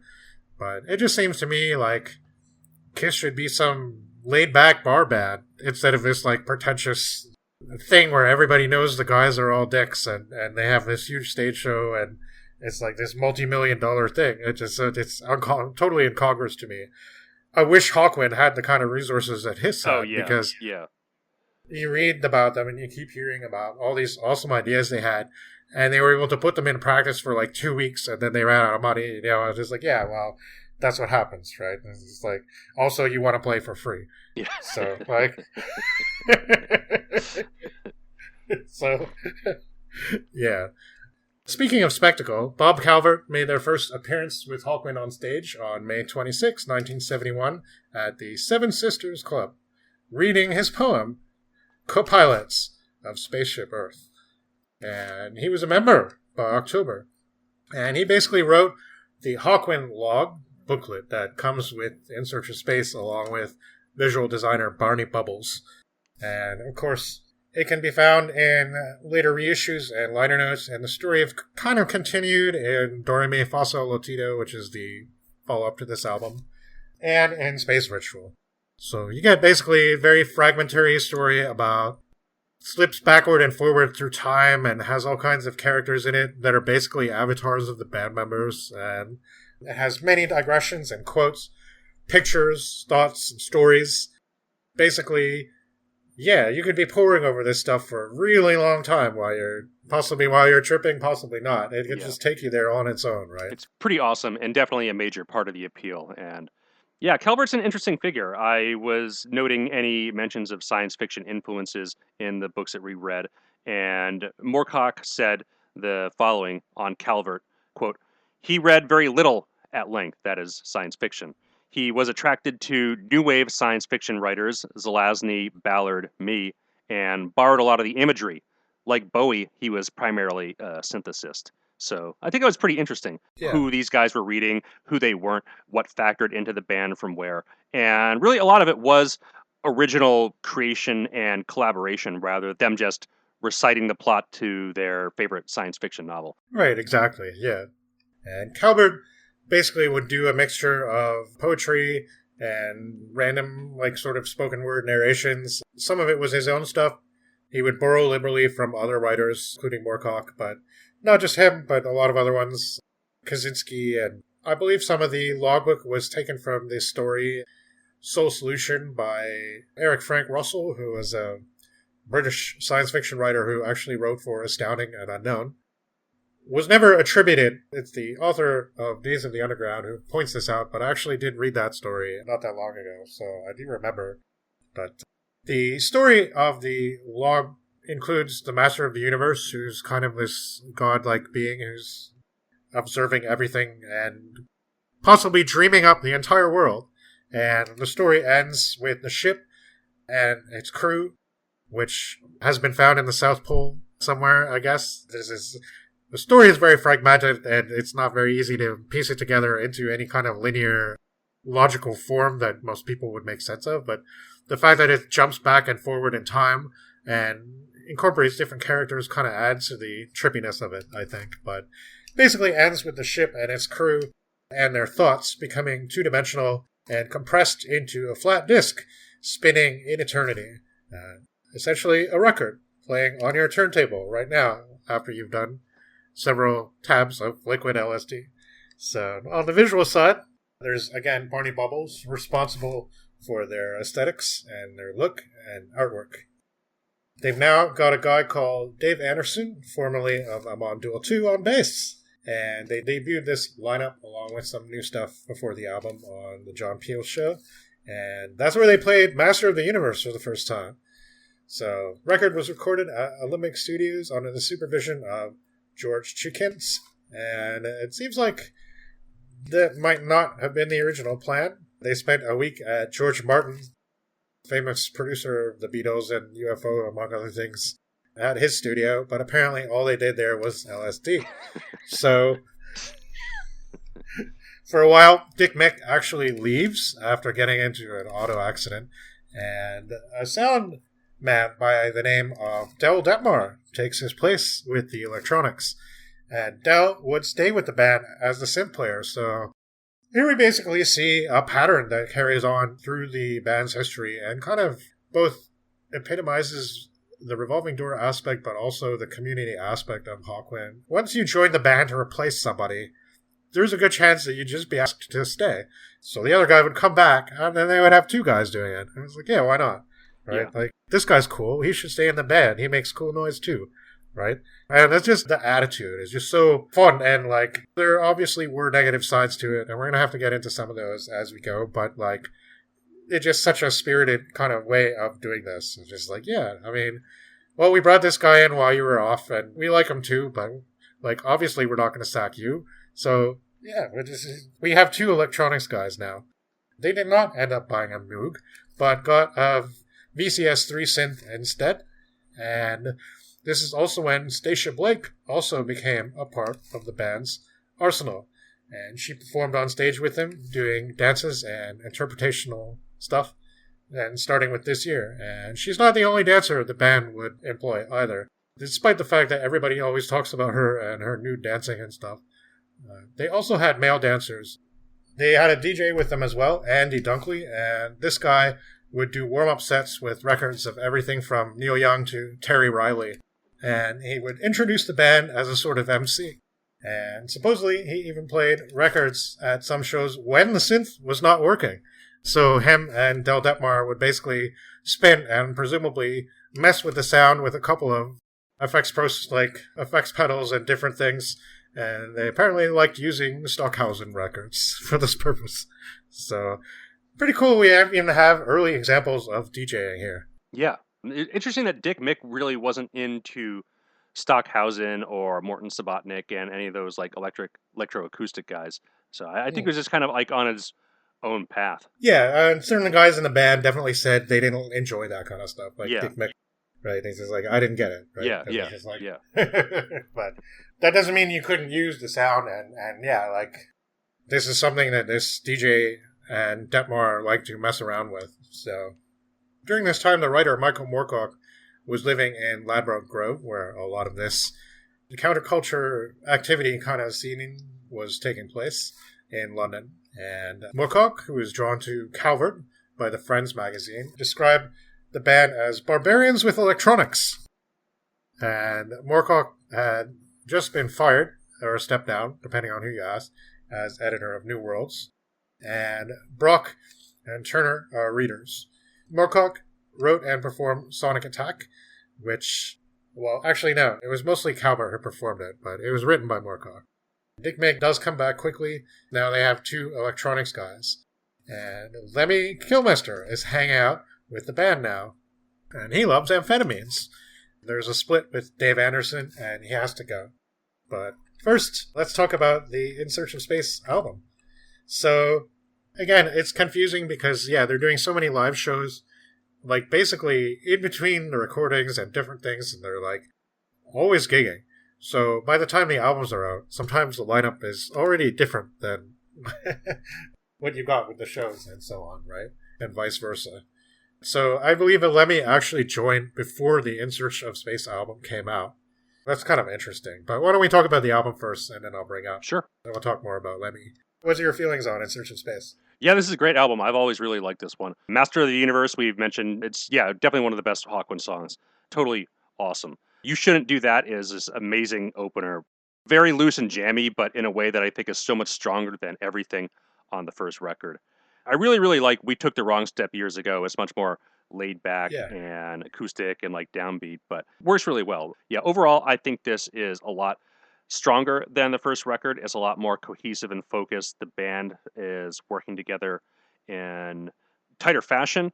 Yeah, I agree with you. This album is a lot better, and everything seems more confident. And, well, more them. It's more space rock. I feel like Nick Turner has sort of taken over as frontman at this point. He does a lot of the lead vocals, and he has a cool voice. I think sometimes having him sing is maybe even preferable to having him play so much horn. But again, he's getting he knows how to interject the important things, and I would say I would miss him even at this point when he's gone. And I definitely think later on, especially on like Hollow Mountain Grill and Worry on the Edge of Time, some of his contributions are incredibly awesome. But I still think at this point he's a little squawky on the sax. He's not really playing a ton of flute yet, although there's some on this album. You Shouldn't Do That. I just love it. It blew my mind so hard when I first heard it. And it's the introduction of the Hawkwind pulse beat. I watched a documentary back in the mid-2010s or maybe early 2010s called This Is Hawkwind, Do Not Panic. And it has a lot of interviews from the band and different people who saw the band and stuff like that. And one guy's like, I can't remember who it is, but he's basically describing it, and he just says it's like a heartbeat.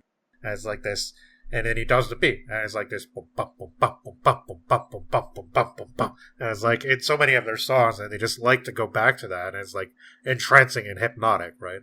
And it starts here on this album, and it's kind of like this heartbeat pulse that underpins so much of their stuff, and the band can just jam on this at a really simple riff forever. And I think that's what a lot of people who didn't vibe, who didn't trip, who didn't, maybe just came to review a concert or something like that. Maybe they didn't understand why are they doing this. They've been playing the same riff for like 12 minutes and they're just making noise, right? And it's really loud. And yeah, the lyrics are really cryptic and cool. And the sax blots and blonks and the radio like synth noises pop in and out, swirling everywhere, and it feels like you can hear these like shortwave radio kind of squeals and noises and stuff like that. And it's really awesome. And the drums there's some kind of interesting use of percussion and stuff. And background vocals, you shouldn't do that. This kind of this, you shouldn't do that, should do that, should do that. And it's so percussive, and it almost sounds like a hi-hat. It's like there's a hi-hat going. If you're really in the zone, you forget that it's words, and then all of a sudden you hear them, and you're like, oh, this is why this band is so trippy, right? And this is like, getting high and listening to Hawkwind is a pastime, basically. Discovering them in my early 20s was kind of perfect, because, you mentioned Space Ritual earlier. Yeah. And that was one of the ones that I downloaded when I was living at university there and heard for the first time while I was there, and I hadn't really had a lot of experience with psychedelic type or psychoactive even substances before then, because I was living at home and wasn't really in an environment where I could get away with doing that kind of stuff easily. And like, it didn't really happen until after I left. And so as it was just like so many memories of listening to Space Ritual, also this album at my co-host Phil's house, and just like really, really getting into the zone and the spaciness and understanding what space rock was, and just like so overwhelmed by the presentation of the music, not just the music, but the liner notes and stuff like that, and all this cool stuff that was in the album.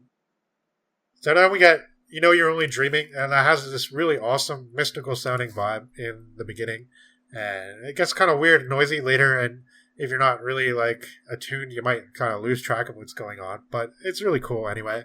And yeah, Master of the Universe is just booming and heavy. And if you were like kind of lost during the previous track, and this one starts, and it's just this powerful riff. And yeah, it sounds really heavy until you hear the Space Ritual version, which is so much faster and more intense. Yeah, we'll get to Space Ritual in a minute, but yeah. Yeah, but it's still a really good version of the song. You know, it's just a little slower, not quite so manic, I guess. I really like We Took the Wrong Step years ago, too. It's all folky, jangly, 12-string guitar. But unlike Hurry on Sundown, yeah, it has this, like, bleakness to it and kind of, like, sadness. Yeah. The spacey noises done by the audio generator in the background are just really, really cool. They add such this like, starry void kind of feeling to it. Yeah, it's really awesome. Just Me is really trippy. Children of the Sun's another acoustic song with lots of Turner playing flute, actually, which I do really enjoy. It's kind of a weird song. I'm not sure what it's trying to say, but it is catchy and good. Then Turner does the vocals, and he has a very different voice from Dave Brock. It's actually before this album came out, I believe, that Lemmy had already officially joined the band. Lemmy had lots of experience. He'd been playing guitar in a bunch of bands like the Rocking Vickers, and also, of course, sang in the band Sam Copo. He roadied for The Nice and Jimi Hendrix. Until the Lemmy, the band had a very open, kind of community-oriented vibe about them, but Lemmy was a professional who insisted on getting paid. Lemmy hadn't played bass before, so he always said that he kind of played it like a guitar. His first gig was on September the 1st at another free show. And by that time, yeah, it was the following month that In Search of Space was released. And Lemmy was already a full-time member. So he said in a 2007 interview, "They were terrifying. I thought to myself, I've got to join these guys because I can't watch them." Keith Emerson said Lemmy probably got his name because of being a fan of Journey into Space. Yeah, I want to cover that in the future. It's a BBC radio series from the early 50s. Kind of H.G. Wells influenced. First they go to the moon, and then the second serial they go to Mars, and then there's an invasion in the third serial. And it's kind of like in the format of the Quatermass and some of the longer Doctor Who serials. The original broadcast version of the first serial was something like 18 episodes long, and I think the first 6 are lost or something like that now. So everything from the second broadcast on to the archive that we have now is basically starting when the ship blasts off to the moon. All the preparatory stuff about the Earth. There's some sabotage of the mission and all this political stuff on Earth. That gets skipped. But the replacement radio operator for the original guy, who I don't know what happened to him in the story, but they had to replace him at the last minute with this guy called Lemmy. And he was this really working class chap who was not like the other stiff upper lip characters in the radio serial who were all like confident, square-jawed types. Lemmy was more like down to earth. And yeah, I don't know. Maybe he got his name from that, or maybe, again, an apocryphal story. It comes from, "Lend me a $5 till Monday." Yeah, I do like how there's a lot of speculation on where the name comes from. Yeah. But I guess this is a science fiction literature history podcast. We're going to go with the Keith Emerson version and Journey into Space. Because I don't want to talk about Journey into Space at some point on the podcast, because it's pretty fun. Yeah. I want to do a radio episode, so yeah. But the album was late to release in America, not till March 1972. And it was critically acclaimed on this side. And even, well, talking about those Rolling Stones guys, even Lester Bangs liked it. In July 1972, on Top of the Pops, they debuted this song, Silver Machine. And this song didn't make it onto the following album, but it was Hawkwind's biggest hit. And I still find it in some jukeboxes today. So, Voivod, our last musical podcast entry, our last coverage of music on the podcast, covered this song. Before that, Terry Ollis, well, apparently the lifestyle took a toll on him, and basically substance abuse. So he was kicked out, and the new drummer was a guy called Simon King, and I consider him a powerhouse. And he replaced Terry Ollis, and man, this guy was awesome on drums. This guy was just, I don't know, he's so propulsive and pushy with his drum beats, and it's so like intuitive and like Not fancy or technical, but man, he's heavy. He was apparently a friend of Lemmy's, and he played with him in the band Opal Butterfly. Yeah, I never really checked out any of those pre-Hawkwind bands that Lemmy was in. I've only heard Sam Gopal. I don't think they all released stuff, but Sam Gopal released an album. You haven't heard it? No, I haven't. Oh, it's really interesting. It's very, very 60s, but it's pretty dark, and Lemmy's vocals are awesome. And the weird thing about Sam Gopal is they don't have a traditional rock drummer, they have a tabla player instead. Huh. It's super weird. Yeah, I'll have to check that out. It's kind of weird with the tablas, it's very 60s and kind of oh, we don't need a drummer, we just need this guy playing bongos or something. It's I don't know, it's weird, but it kind of works. It's kind of like 13th floor elevators and the electric jug, right? It's just kind of what? Yeah, the Sam Gopal album is really good. There's so many tangential bands related to Hawkwind. I mean, we haven't even mentioned the Pink Fairies yet, but they're another one that come in early on, and they toured with Hawkwind a lot. And members of Pink Fairies were in and out of Hawkwind, both on a temporary and permanent basis. More about them, especially when Motorhead forms. But right now, the Sam Gopal album, it's got mostly originals. It's got a really cool cover of Backdoor Man on it, and another cover of Season of the Witch from Donovan. And they do a really good job, and they do some really dark songs The Dark Lord.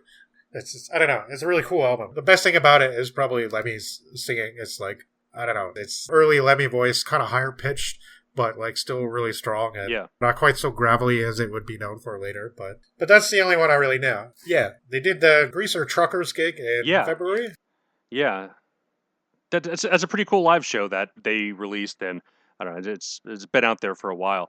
Well, it's 3 tracks on the thing, Master of the Universe and Break, and then Born to Go.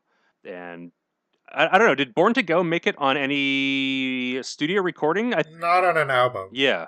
I don't know if they ever recorded it in a studio or not. I'm not sure. Same with Silver Machine. Yeah, Silver Machine, they did the 7-inch, and that was with a version of 7x7 on the other side that is a lot different than the Space Ritual version that I'm used to. So listening to that, which I just listened to a couple days ago for the first time, I was like, this definitely sounds very strange. But here we have another example of one of the things where it's sometimes difficult to tell a Hawkwind album what's live and what's studio. Right. Basically, it seems like the Silver Machine single release is actually a live recording, the Greasy Truckers performance of that show, but with some overdubs added in the studio. And notably, in the live version, it was actually Bob Calvert doing the singing, but it was replaced by Lemmy. So this was a worldwide hit, and it sold a lot. Really, really surprisingly big single. Yeah, all the books make it seem like it was a major turning point for the band as far as a huge... Oh yeah, especially in terms of what they could afford. Exactly, yeah, a huge influx of cash now coming in, so now they can do bigger, more elaborate tours. But it was a double-edged sword because they didn't really like the song very much, especially after playing it live so often, because it was one song where they couldn't really change much in it, and they didn't really... It's not the way they operated. They like to just jam on a riff and do different stuff every time. And it's just not that kind of song. And while I do like the song, it definitely feels like it's their radio hit. It doesn't hit as hard and heavy as a lot of the stuff on the albums that bookend it. Yeah. It is pretty cool, though, the way it starts out, it kind of, you hear these whooshes, and then the volume, it just sort of comes in, gradually fading in. And it's Lemmy just really bellowing the vocals. It sounds really strong. Yeah. Right? But after a couple of minutes, you're like, oh, that's all the song's going to do, right? There's not even a lot of crazy soloing or anything like that. But interestingly, Bob Calvert said the lyrics were inspired by Alfred Jarry's How to Construct a Time Machine, which was kind of something we did mention a little bit earlier on the podcast, way back. Yeah, Jarry's awesome. Yeah. Jarry's kind of response to H.G. Wells' The Time Machine. I guess both Jarry and Wells were fans of bicycles, so it's kind of reflected in the look of the Silver Machine, I guess. It's just kind of bicycle-like appearance. A lot of gears. Is it a time machine? Is it a spacecraft? Is it just a bike? Who the hell knows, right?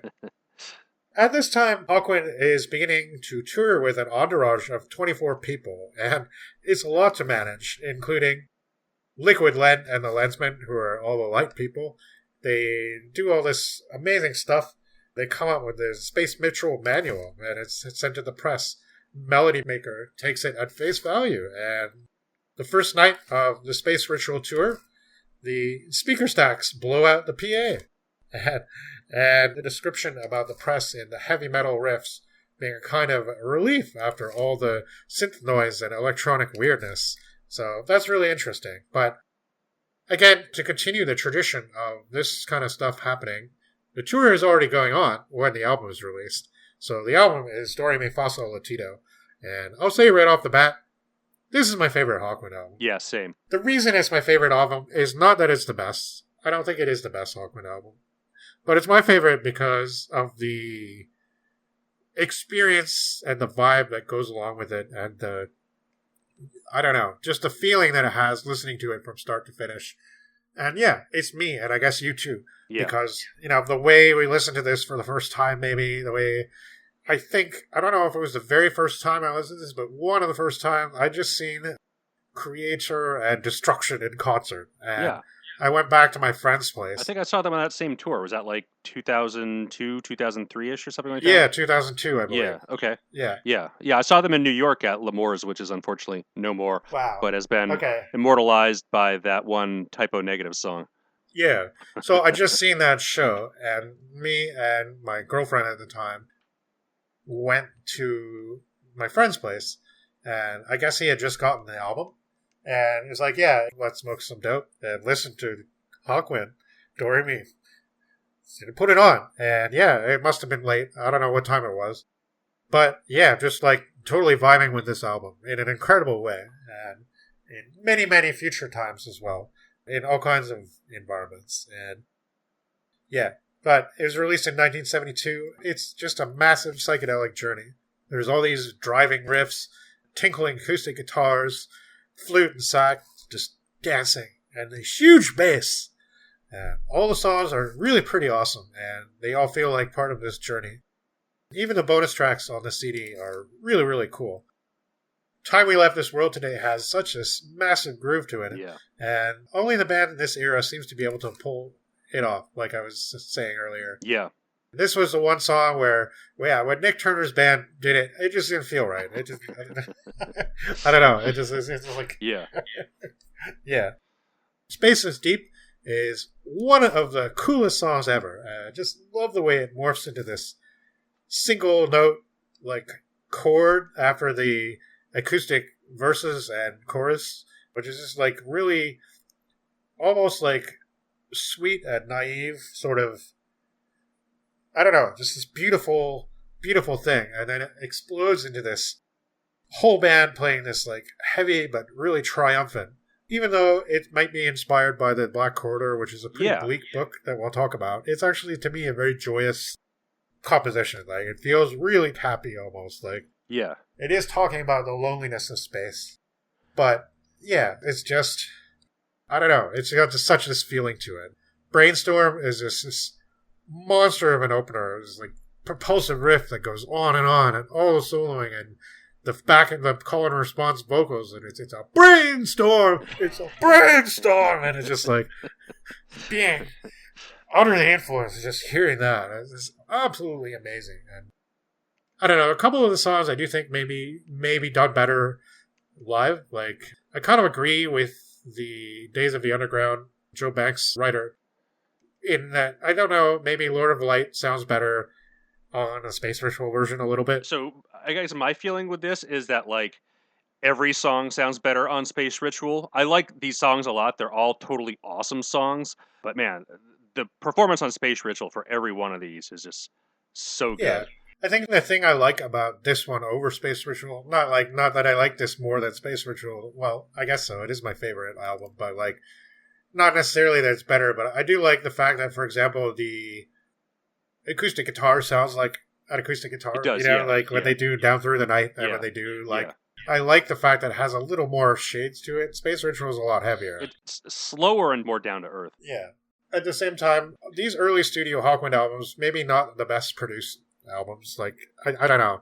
There's various rumors about how high the band was when they produced the stuff, and like, besides the first album, which they did have a producer for, Hawkwind pretty much was always producing their own stuff.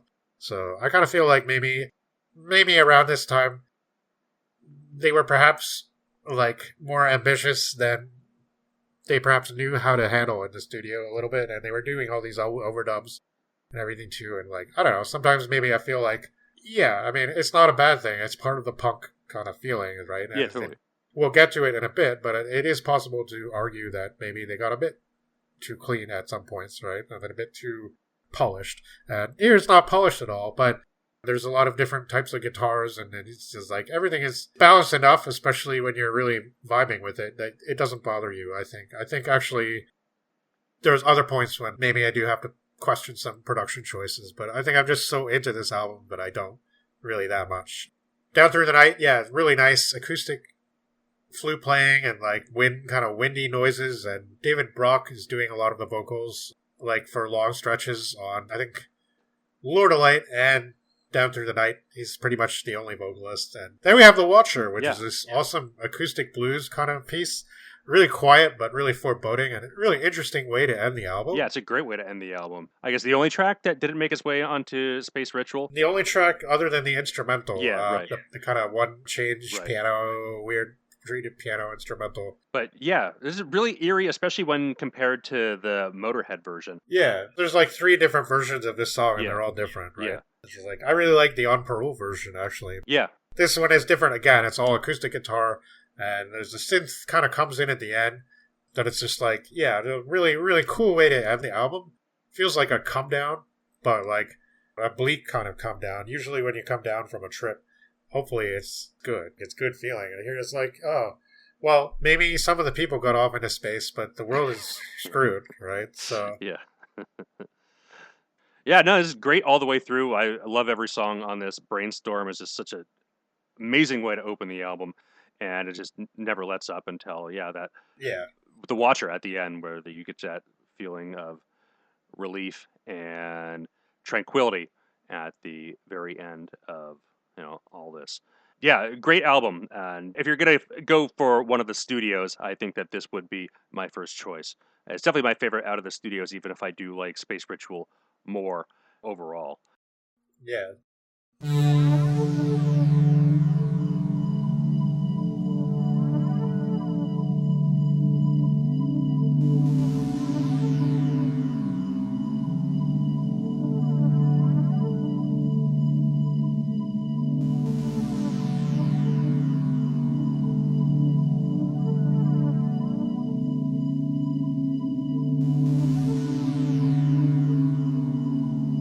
My attention turns to the electric oracle.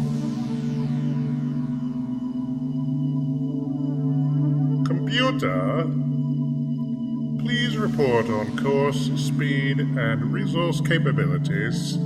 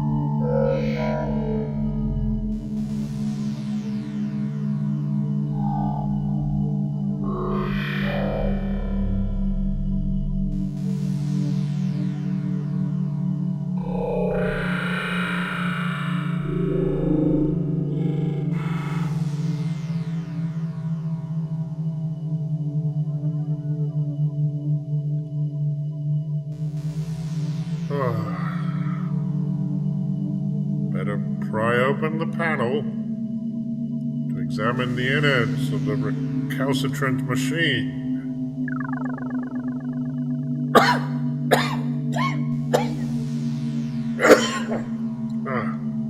Cloud of dust. Inside,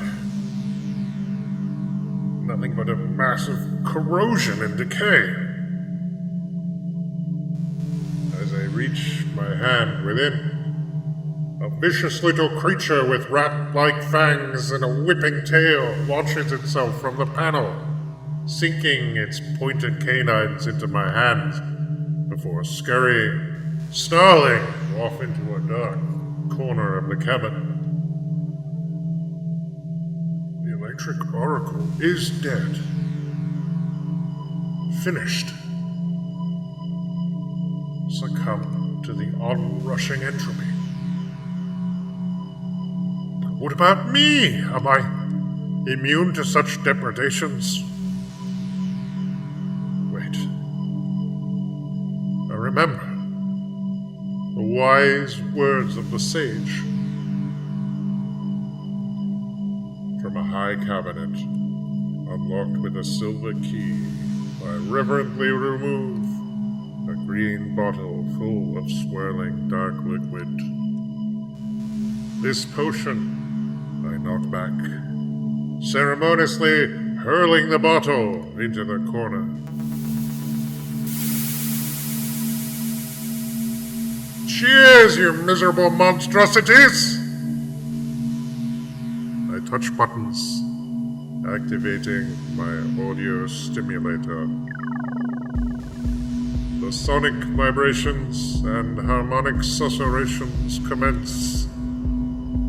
The cabin is now filled with noise.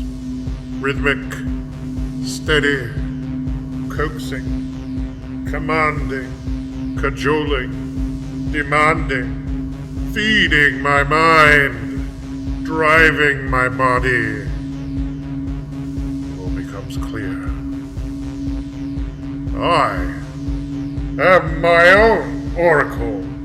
I am my own oracle with my electric friends at my side, playing the songs that shift and fold the spaces of the universe. Far ahead still, beckoning star, Arcturus, my destination. Only the Lords of Light know what glories and peril await me there.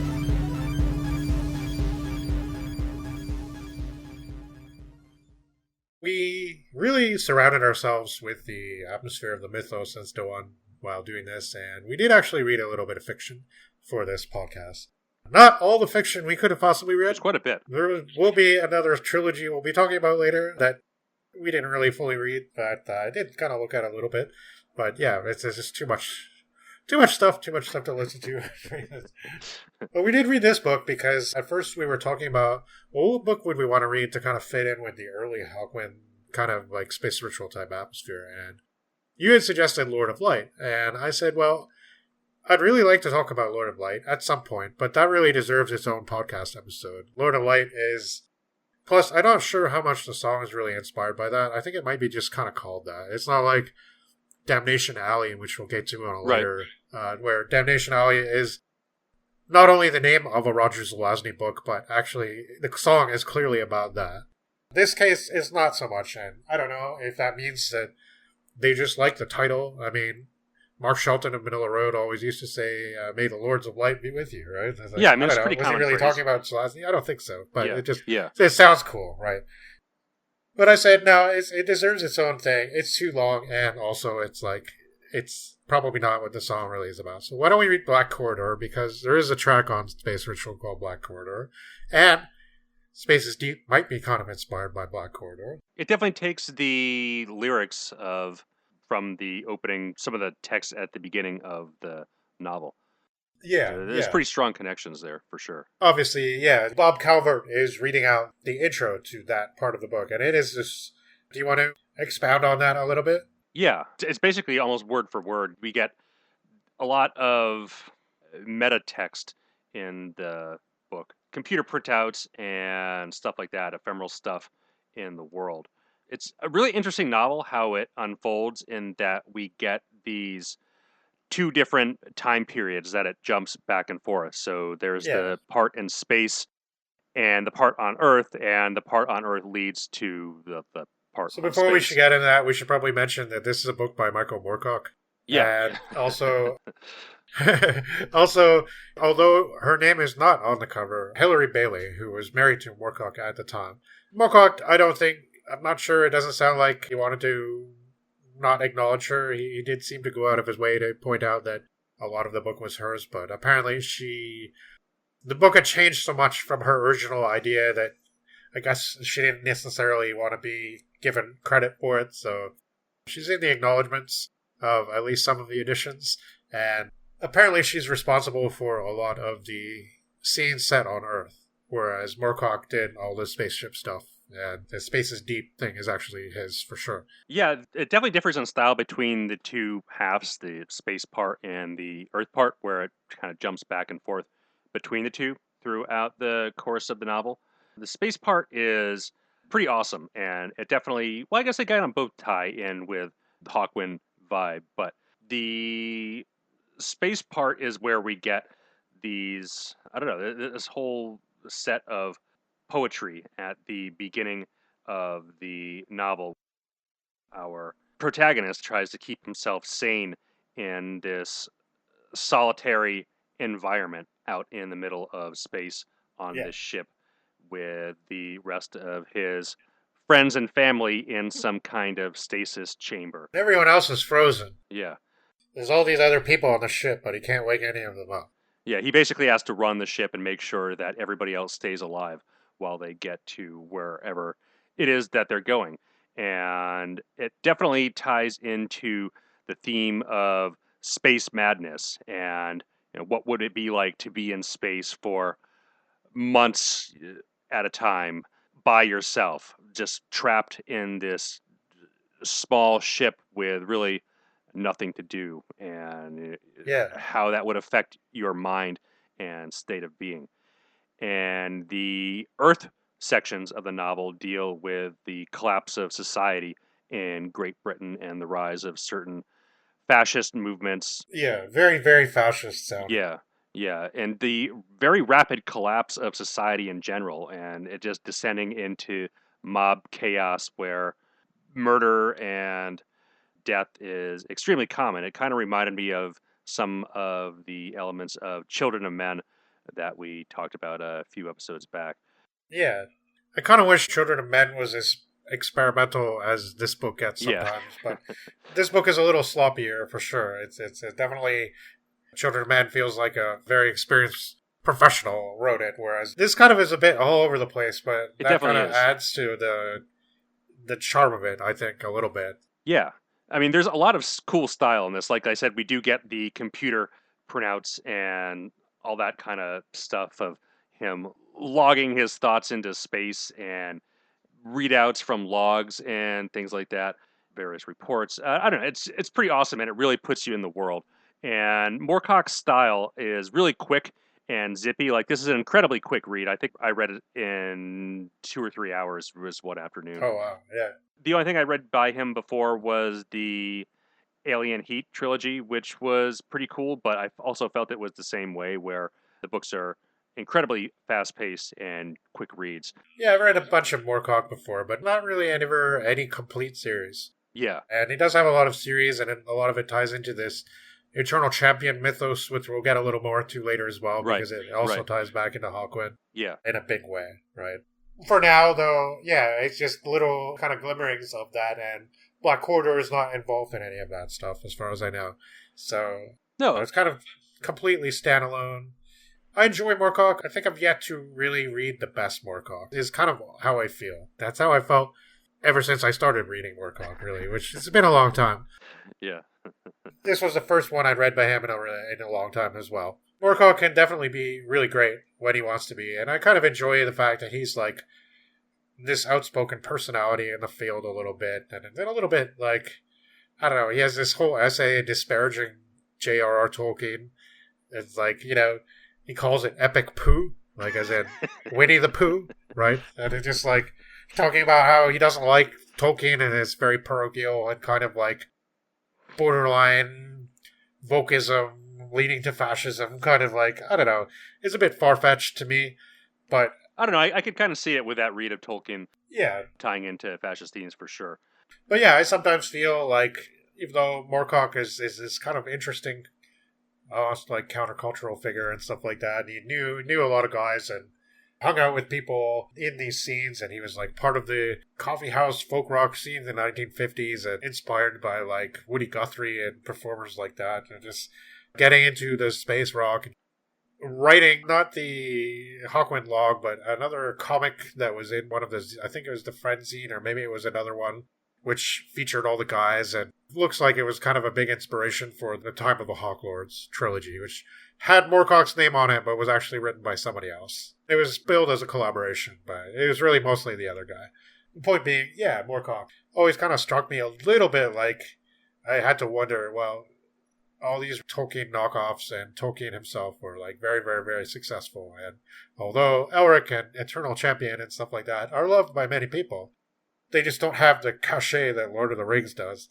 And I just kind of wondered, is he a little bit like envious? Sour grapes, I don't know. yeah. It's like, is that why it's epic poo, right? Yeah. Like, he makes points and he makes his arguments and they make sense, but Yeah, I just yeah. like, I'm not totally on his side with this, but that's okay, you know? Yeah, I do like Lord of the Rings more than this novel, even though I did like this novel. It was, again, a really fun, quick read, and I think it was definitely the right call for this episode instead of Lord of Light, as that one, it'd take a little while to digest. Yeah, and we'd be talking about that for another 2.5 hours. Yeah, honestly. but I think if you're wanting to hear the inspiration for the Space's deep lyrics, they all come right at the beginning of chapter 1 of this novel.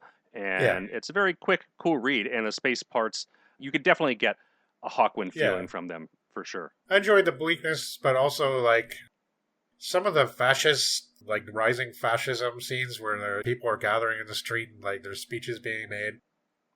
Those were really well done. Like, they kind of, they struck home pretty hard that apparently Hilary Bailey was responsible for all that stuff.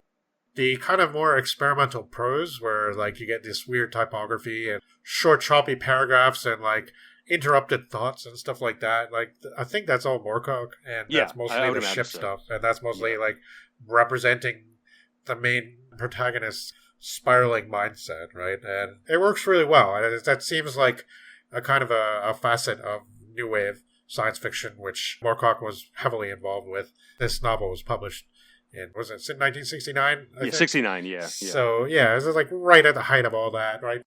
The same year as, like, John Brunner's Stand on Zanzibar and, like, all these really interesting stories told in very fragmentary fashion, whereas, like, you have to piece it all together from disparate pieces almost. And it's just kind of when science fiction started getting really into experimenting like that. And I'm personally a big fan of Stands on Zanzibar. I know not everybody likes it, but it's like basically this entire 400-page book told in extremely fragmentary narratives with several different voices that have really, really short chapters that are usually less than a page long. And it's hard to piece together the order. It's like I once described it as feeling like you're sitting in this dirty hotel room, probably coming down from a Coke binge, channel surfing on television, and trying to figure out what the hell's going on in the world. Yeah. That kind of style, right? Right, Like, yeah. And there's a little bit of that in here. It's not quite as experimental. No. It's touching on that, and it was really eerie sometimes, just reading that and seeing, like, is this guy going to finish the thought he started? Will he ever be able to? Is he lost forever? Yeah. Yeah, pretty much. Space Madness. Yeah. And to plug our blog spot one more time, if you've already read this and like this, check out Gilda Moose's 30 Columns of Zeros, which I think ties into some of the similar themes of new wave science fiction, but from the Italian scene. You can find that on our blog spot. Yeah, right. So the Space Ritual Tour kicks off again in early 1973, and everyone's really busy. Robert Calvert also records a solo album with most of Hawkwind, along with Pink Fairy's member Paul Rudolph on guitar. And this is Captain Lockheed and the Starfighters, and includes the song Ejection, which he also had Hawkwind record. And that ends up on the Doremi bonus tracks. Right. I'll talk about Captain Lockheed briefly before we get to Space Ritual, because this came out around then. So this is Brian Eno's first production credit.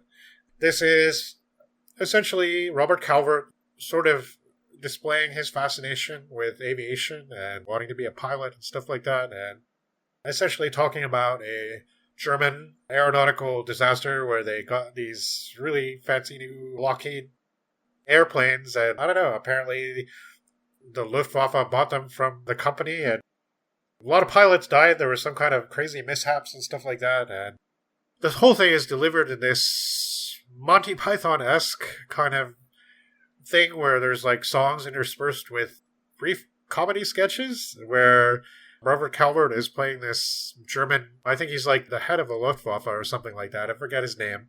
Franz something or other. He's actually playing a real life person, but he's doing it in this like Peter Sellers-esque like cod German thing. I don't know.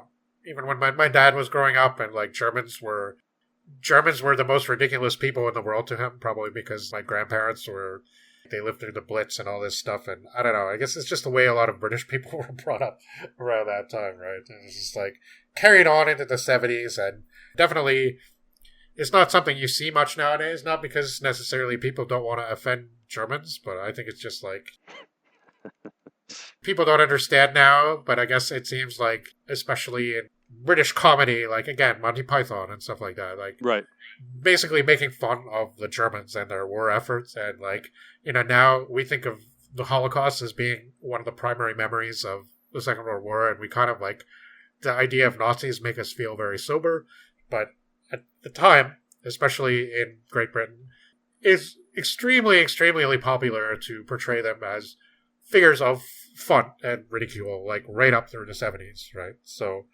that probably is one of the things that allowed the very brief Nazi exploitation genre to rear its head in the mid-70s, right? So you couldn't get away with that stuff now, but I think it's because a lot of the perception of Nazis it's different now.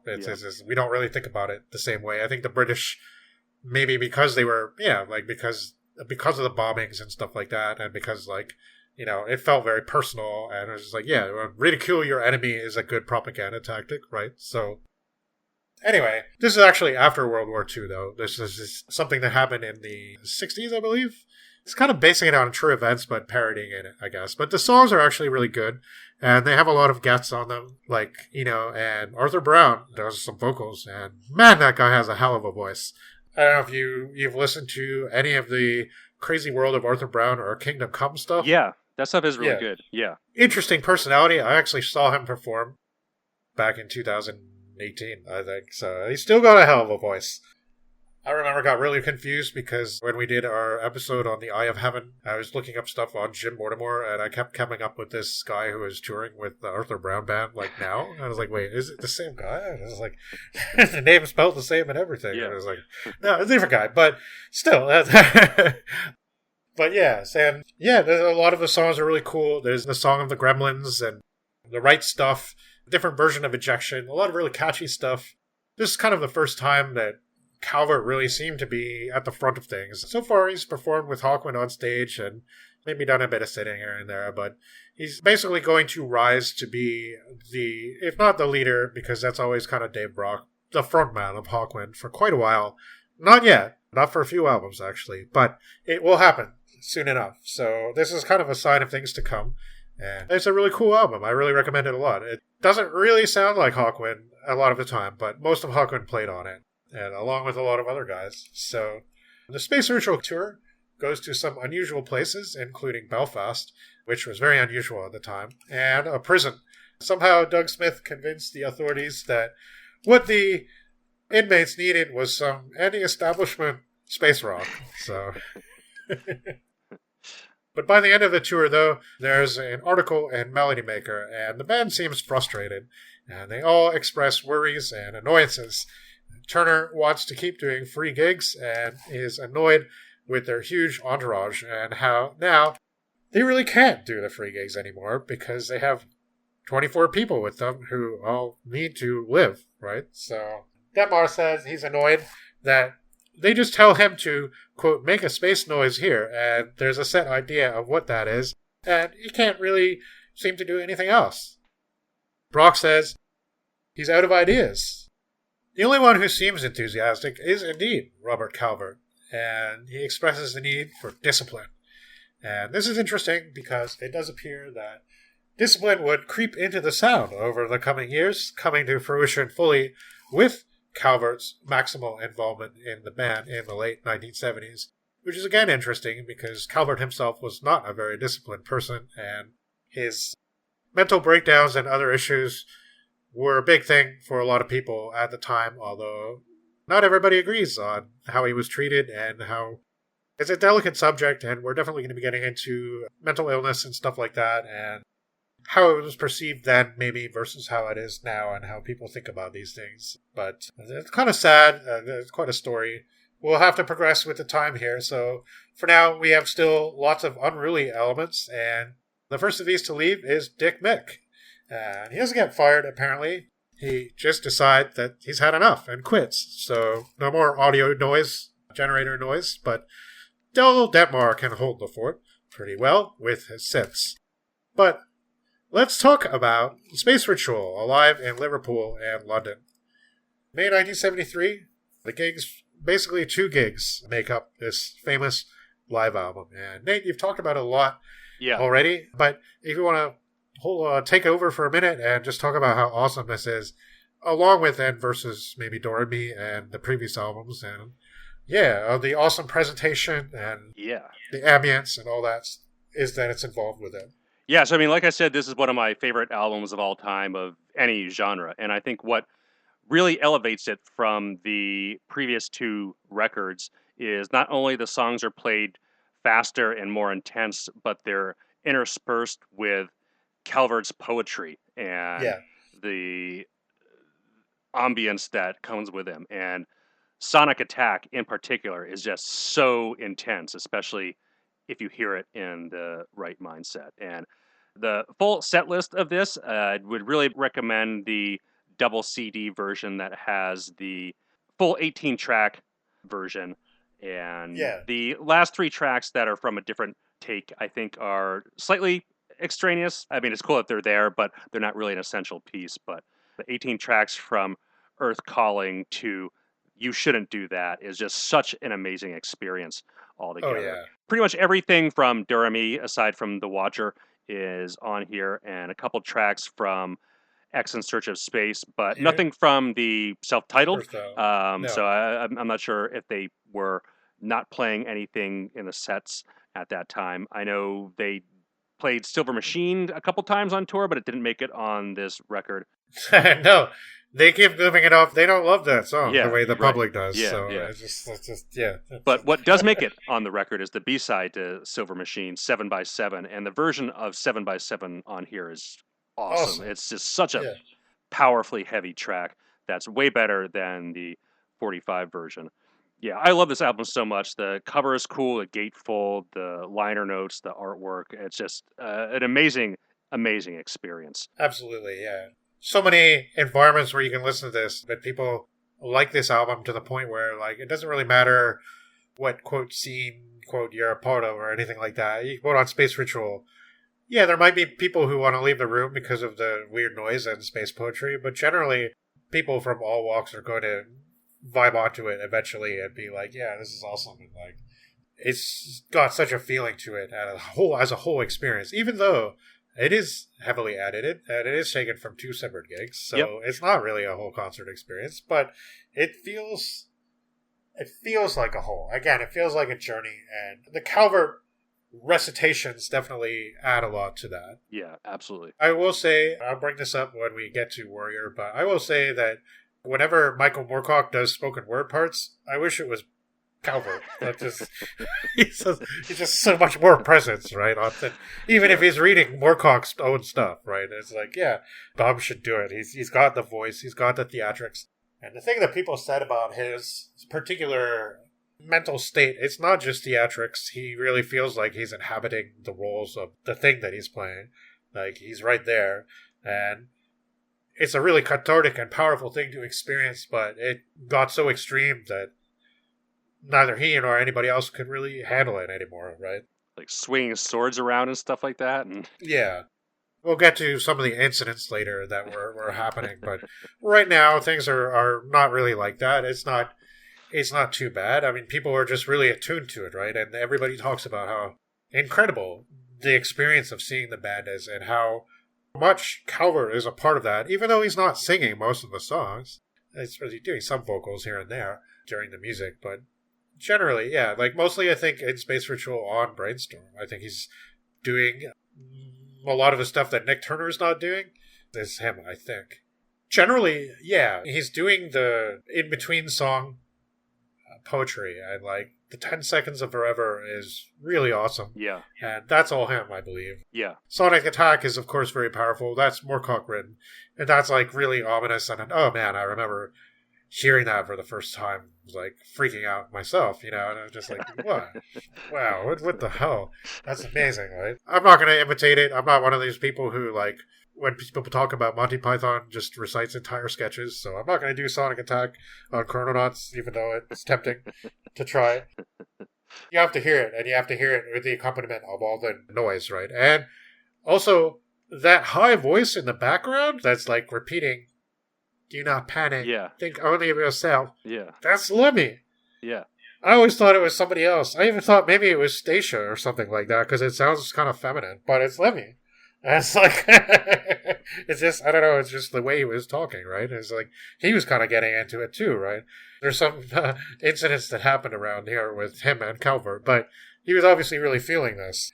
The feeling of, yeah, it's panic, even though it's telling you not to panic, right? It's just like, imagine being in the audience, like, how these people would have felt, especially the ones that were tripping, which was probably over half of them, right? So. Yeah.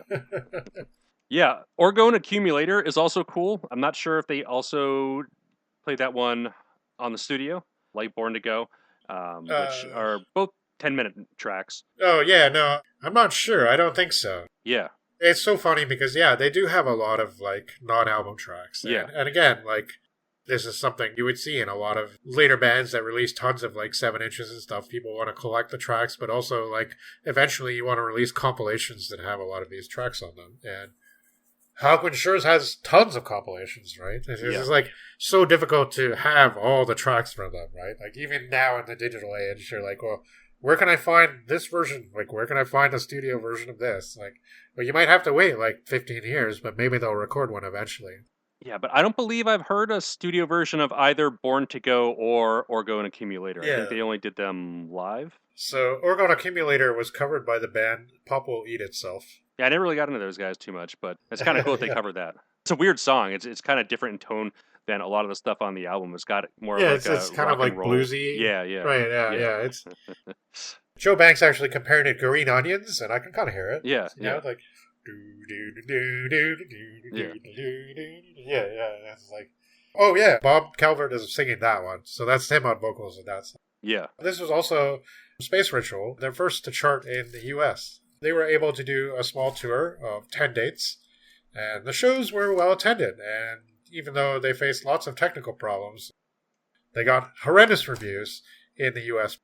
The band seemed to want to move in a new direction, though, and they start yet another British tour just days after returning from the U.S., calling it The Ridiculous Roadshow. And at this point, things are changing, and they seem to be looking for a somewhat less cosmic approach. And they've already started playing the song Psychedelic Warlords and the track It's So Easy. So at this Wembley Stadium gig in 1973, Calvert attacks Lemmy with a sword on stage. And Lemmy was definitely not prepared for this, and Calvert was really inhabiting the roles. And he was playing, whether he was doing his own stuff or reading someone else's poetry, as he was at Wembley. Lemmy says, Calvert came on stage wearing a witch's hat and a long black cape, carrying a sword and a trumpet. Then, halfway through the second song, he attacked me with the sword. I was yelling, "Fuck off!" and battering him about the head with the bass. In the biggest gig we ever played in our lives, and he was attacking me with a fucking sword. What's wrong with this picture, you know? Actually, he talks about this in White Line Fever, so if you want to read more about that, you can read that. But yeah, I mean, his time on Hawkwind was interesting. Lemmy was definitely one of the key figures representing the band. People were really attracted to his personality and so on. But According to Moorcock, Calvert got bad advice from friends about not taking his medication and so on. Now, in Moorcock's opinion, this is bad. In other people's opinion, including Stacia and his wife, his second wife, Pamela Townley, it seems like I don't know how to put this, but the creativity and imagination was directly linked to his mental jags, and Calvert on medication meant his imagination was suppressed, or that's how he felt anyway, and he was unable to be creative.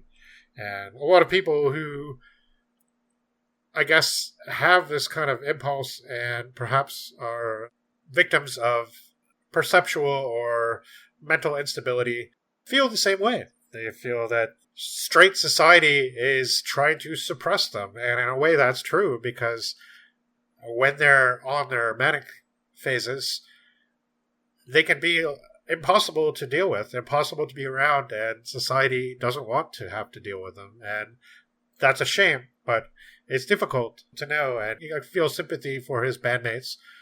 Things are going to be really turbulent throughout the 70s, and a lot of it is kind of because of this man, and being such a frontman, but also such a compelling presence who had his demons that I guess it was very personal and very...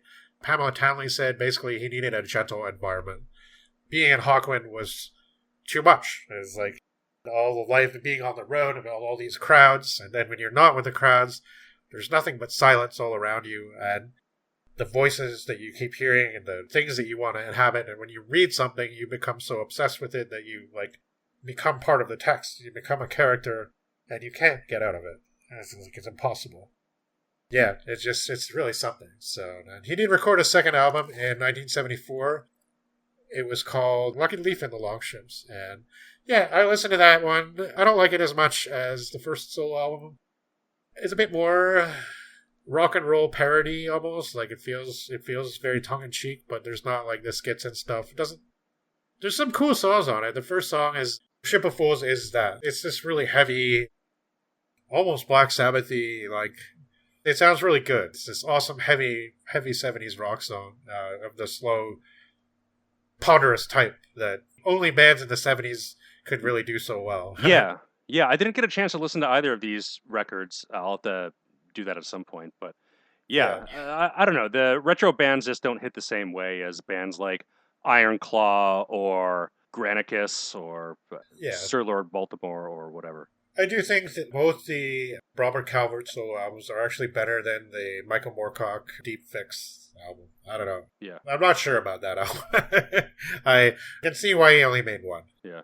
I guess on the subject of heavy, murky 70s rock and this era of Hawkwind, the record Sinister Soldiers by the band Sorcery has a really awesome track that is pretty much a ripoff of Brainstorm, their song Schizoid, that closes out the album. Which I thought was pretty funny and is instantly recognizable. Yeah. Simon House from High Tide joins on violin for a gig in late January 1974, and a 22-date North American tour, including some Canadian dates, follows. And they call this tour the 1999 Party.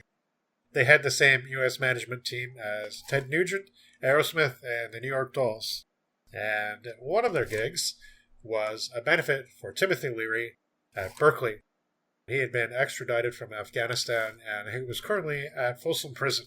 And apparently there was a telephone hookup with Timothy Leary before the set started, but nobody could hear anything. So, probably because it was so loud in there. But at the end of the tour, Simon House was a full member, and they continued their habit of, just letting guys in.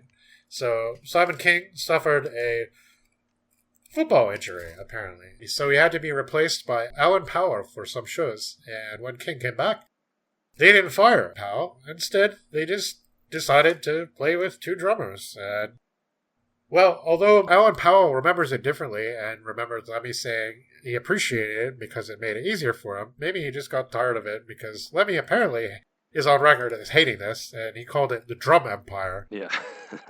Del Detmar leaves also around this time, and moving to Canada, Newfoundland, I believe. So basically, Hawkwind is without electronic guys at the moment. So it seems like Simon House, though, can also play keyboards, and he does, in fact. Simon House was the first trained professional musician to enter the Hawkwind camp. And in my opinion, the addition of this guy basically did a lot to change their sound. You can tell when the next album comes out that a lot has changed. Yeah. The sound is way more melodic. It's way more...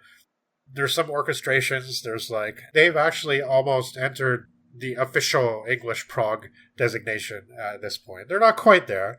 They're never going to be like ELP or even, I guess, King Crimson, although I consider King Crimson kind of different because to me they're more in tune with some of that kind of weird countercultural stuff a little bit than the other bands. Maybe Gentle Giant too. But they're different. They're more whimsical. I don't know. Gentle Giant's kind of in a class all by themselves, but certainly ELP and Genesis and Yes, they seem to be kind of, I don't know. It's a different kind of very meticulous, very trained in musicality kind of experience that Hawkwind are definitely not a part of. But here they have this one guy who has a lot of musical experience and training and would go on to play with people like David Bowie, for example. The band continues to make weird decisions, though. They released Psychedelic Warlords single in August 1974, but the B-side is this track called It's So Easy, and it's really, really awesome, and it doesn't even make the Hall of the Mountain Grill album. So it probably could have been an even bigger success than Warlords, methinks, but it's relegated to the B-side. In August, they do some gigs with Michael Moorcock, actually present on stage with them. On September 6, 1974, we have Hall of the Mountain Grill. So I said earlier that Doremi was my favorite Studio Hawkwind album, and you said Space Ritual was one of your favorite albums, and it's one of mine too. And just by saying that, we're still kind of in the beginning of the Hawkwind journey, and that might suggest, well, we've heard the best already. We don't need to go anywhere else. That's not true. Hawkwind has got tons of great stuff coming up. But before we get into that, what's your feeling on this? I like it a lot. I'm not going to lie. I was disappointed the first time I heard it just because it was, to me, not as massive as Doremi or Space Ritual. But it's definitely grown on me. It's probably my least listened out of the string from In Search of Space to Warrior on the Edge of Time. But I think overall it's pretty cool. You can feel Lemmy a lot more on the record, just like him singing and his bass playing. He just feels like a bigger presence in the band. Yeah. Paradox is a really awesome follow-up and counterpoint to Lord of Light. They kind of use a similar melody that I think it plays really well and calls back to it. Really good album, even though, it took me a while to warm up to and just kind of fully appreciate. Yeah. I wondered for a long time why it was called The Mountain Grill. What the hell is The Mountain Grill, right? It's such a weird title. It's it's what? I guess I'd like to go to The Mountain Grill. So The Mountain Grill is apparently a cafe in Ladbroke Grove where Hawkwind used to hang out. Calvert, there's a thing in the album, I'm not sure, in the sleeve. It's a little quote. It's not attributed, but it was probably written by Calvert. It says, "And in the grove, by gate and hill, midst merry throng and market clatter, stood the hall of the Mountain Grill, where a table strained neath loaded platter." And, that's from the... He says it's from... It's probably a made-up attribution in the style of, I don't know, Jack Vance, for example. But from the Legend of Benz on Toast. But apparently, what it also reminds me of a lot is Tolkien, of course. But anyway, I always loved the Psychedelic Warlords track. The delayed guitar is really catchy. Just listening to all these albums, really kind of starting to feel like Dave Brock's guitar style and how cool it is. It's these really choppy, hypnotic riffs that get stuck in your head, just kind of like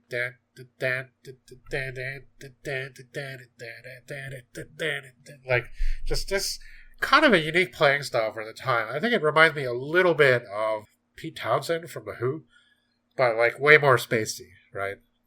I don't know. I'm definitely going to mention The Who later because there's an album coming up where there's this track on it it's like The Who got Space Age, and I love it so much. But that's not thought for a bit yet. So, Winds of Change is this really beautiful thing with lots and lots of mellotron, which Simon House apparently really likes to use, and violin, actual violin solo. I don't know how this guy managed to do all the stuff on stage at once. He's playing violin and all the keyboards.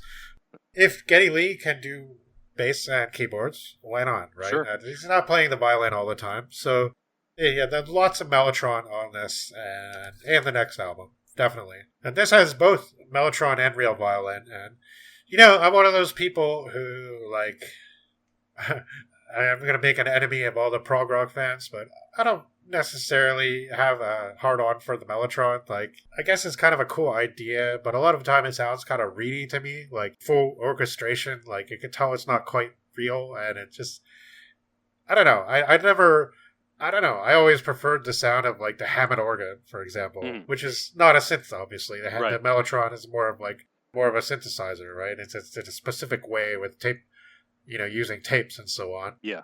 In terms of, like, the big prog rock instruments, yeah, like, I like the sound of the Moog synthesizer, but that's a monophonic, a lot of the Moogs were, like, monophonic synths, right? So you can only do so much with that. Yeah, I love the sound of the organs. And the Mellotron, it's cool. I like it in the background of, like, Epitaph from King Crimson. Like, it sets a cool atmosphere. And, yeah, Moody Blues had some cool Mellotron parts, and Genesis. And, yeah, I guess you can add Hawkwind to this, because, yeah, I mean, Simon House does use it in a pretty unique way a lot of the time, and it sounds like strings, but he manages to give it this, feel that complements the spaciness of Hawkwind, right? Especially on the next album. Maybe not so much on this one, but it's definitely still here. I do think the production on this album is not the greatest. It feels kind of like there's too much going on. Something is not quite sharp enough or something like that. Like, it feels like they didn't quite get this right. And again, it's self-produced, right? And this is, again, trying to do something very different than what they did before. So maybe just when they've started to figure it out, now they're challenging themselves again, which is really awesome. But they don't have that firm producer hand to steady them and be like, okay, you should do it like this, and we have to mix the keyboards, the Mellotron in this particular way, and we got to do this and that. And, like, a lot of the time, it just seems like certain things are buried a little bit. I don't know. It's possible that it could be remixed or something like that, but who knows? Again, maybe this just adds to the charm of it, right? Like, this just adds to the Hawkwind feeling. It's not like they're always going to be sounding like this, right?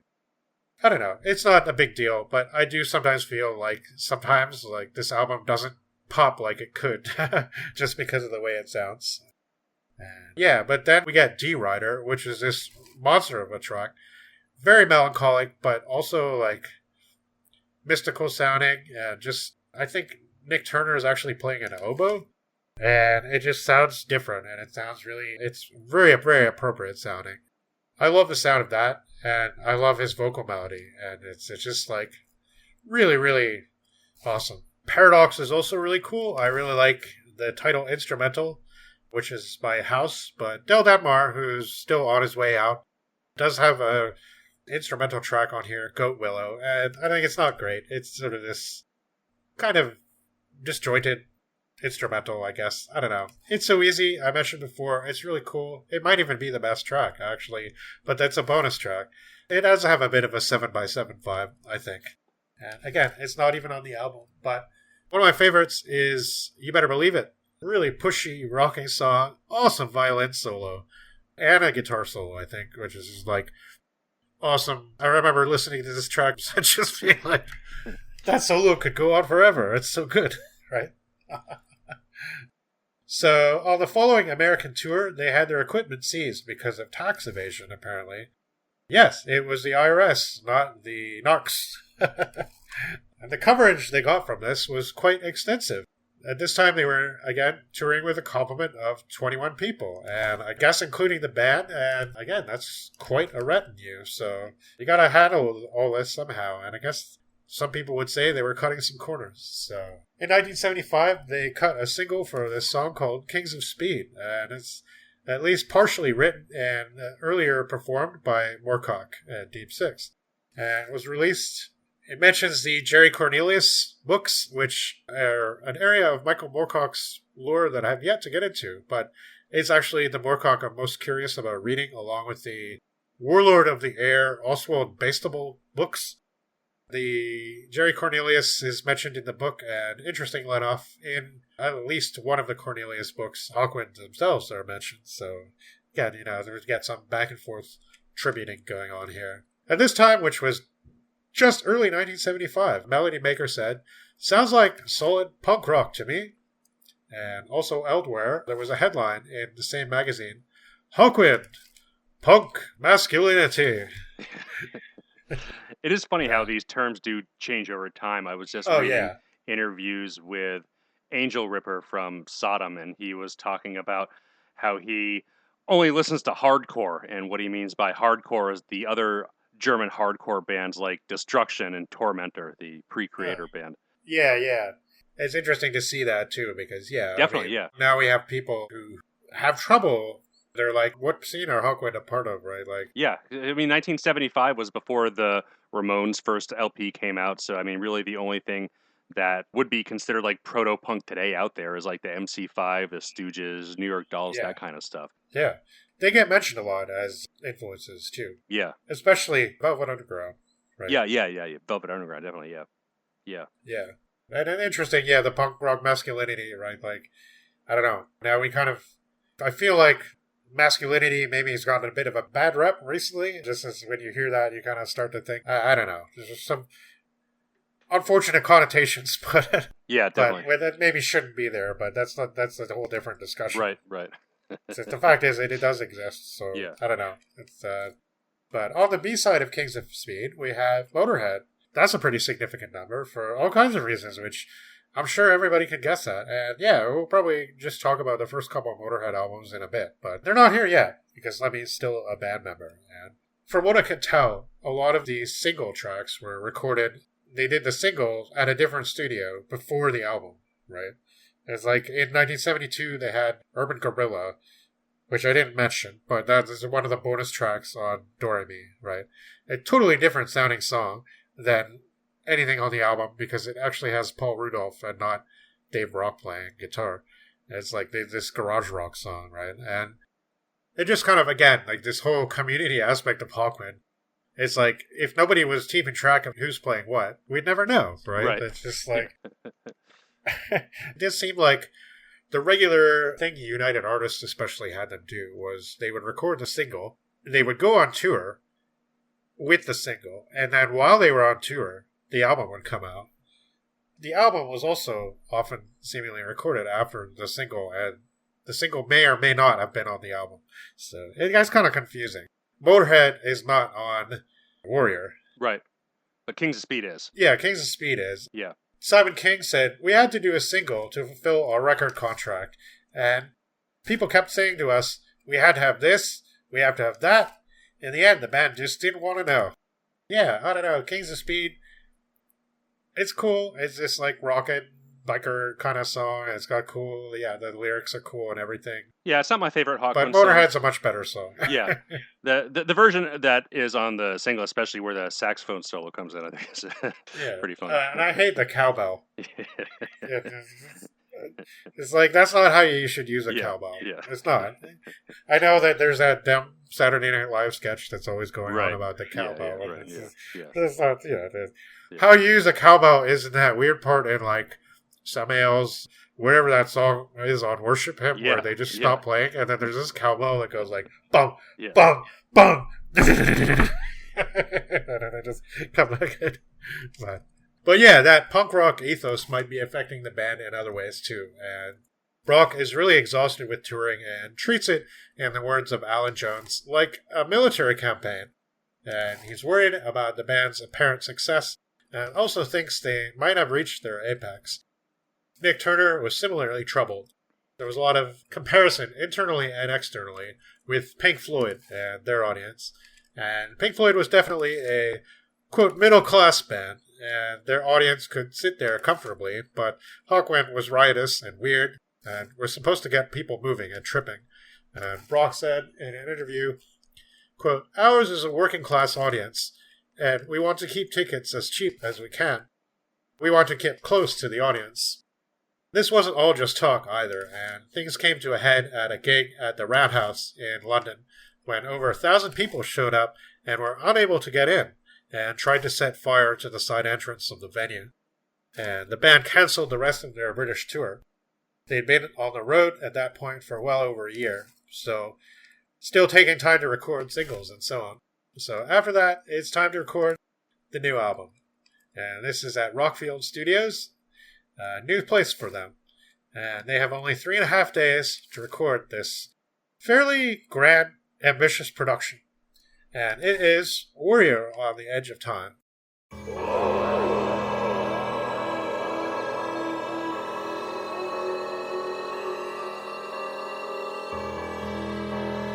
It sits before me in a large storage space.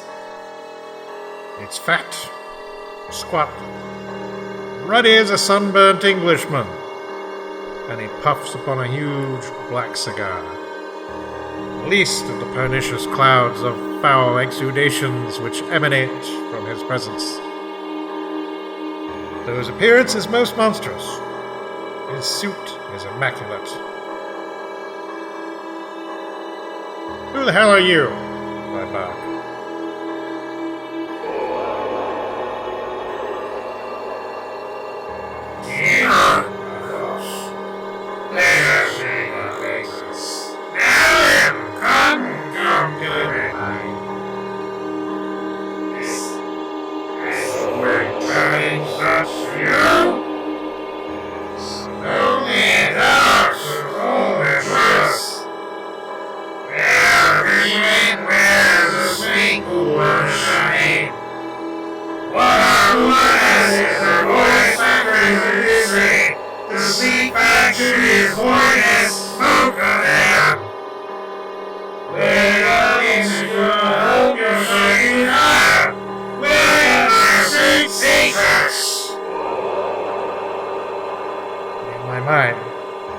Treacherous voice whispers of things lost, of cushions forsaken. I despair. I want to beg this demon.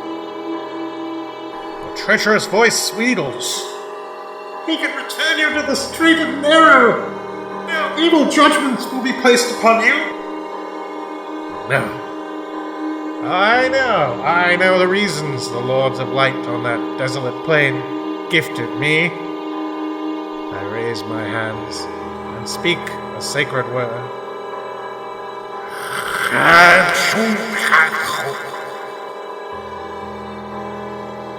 my hands appears a shining silver horn.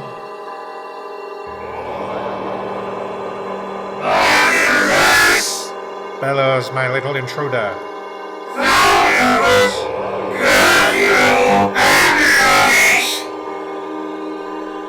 Raising the horn to my lips, I blow a long, high, shrill note. The howls of demon create a loathsome but sad, ear-tearing harmony. Vanishes in a puff of mephitic ether.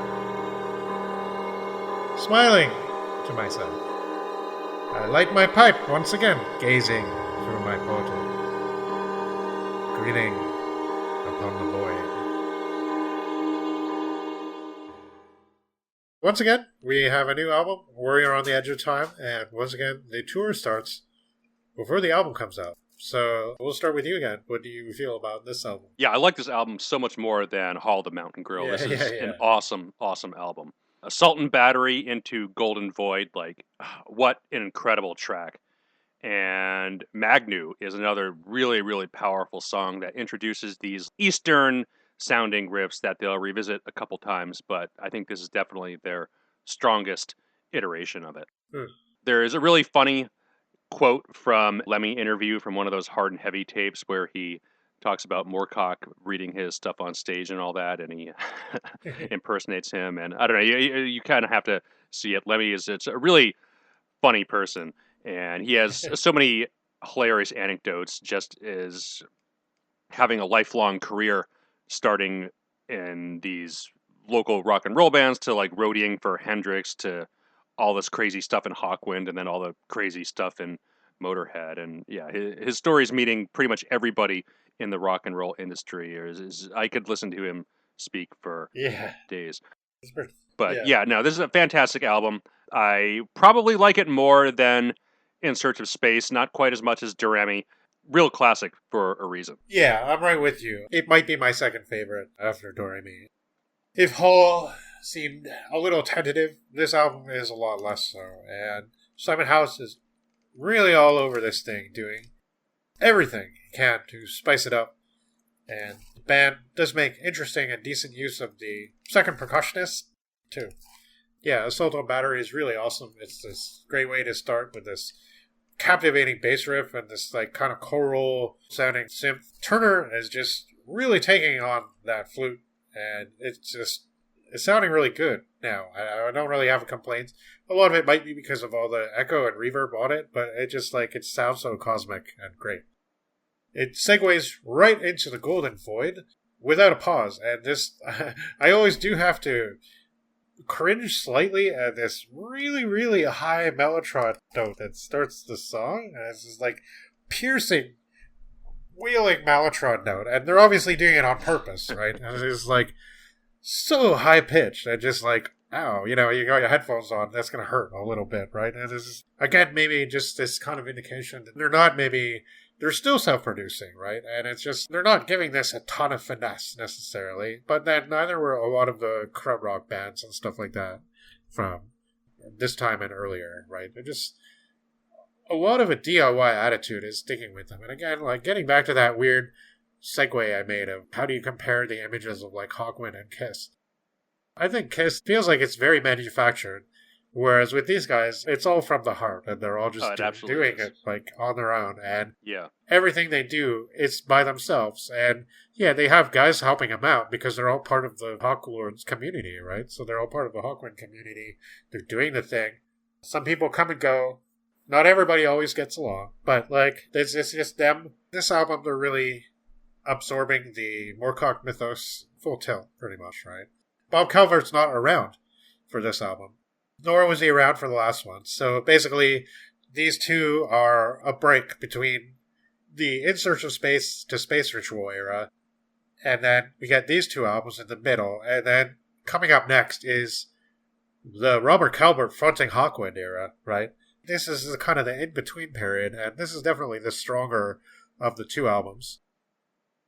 But yeah, the opening Mellotron is very effective. And then Mellotron really leads this. And there's powerful, powerful song.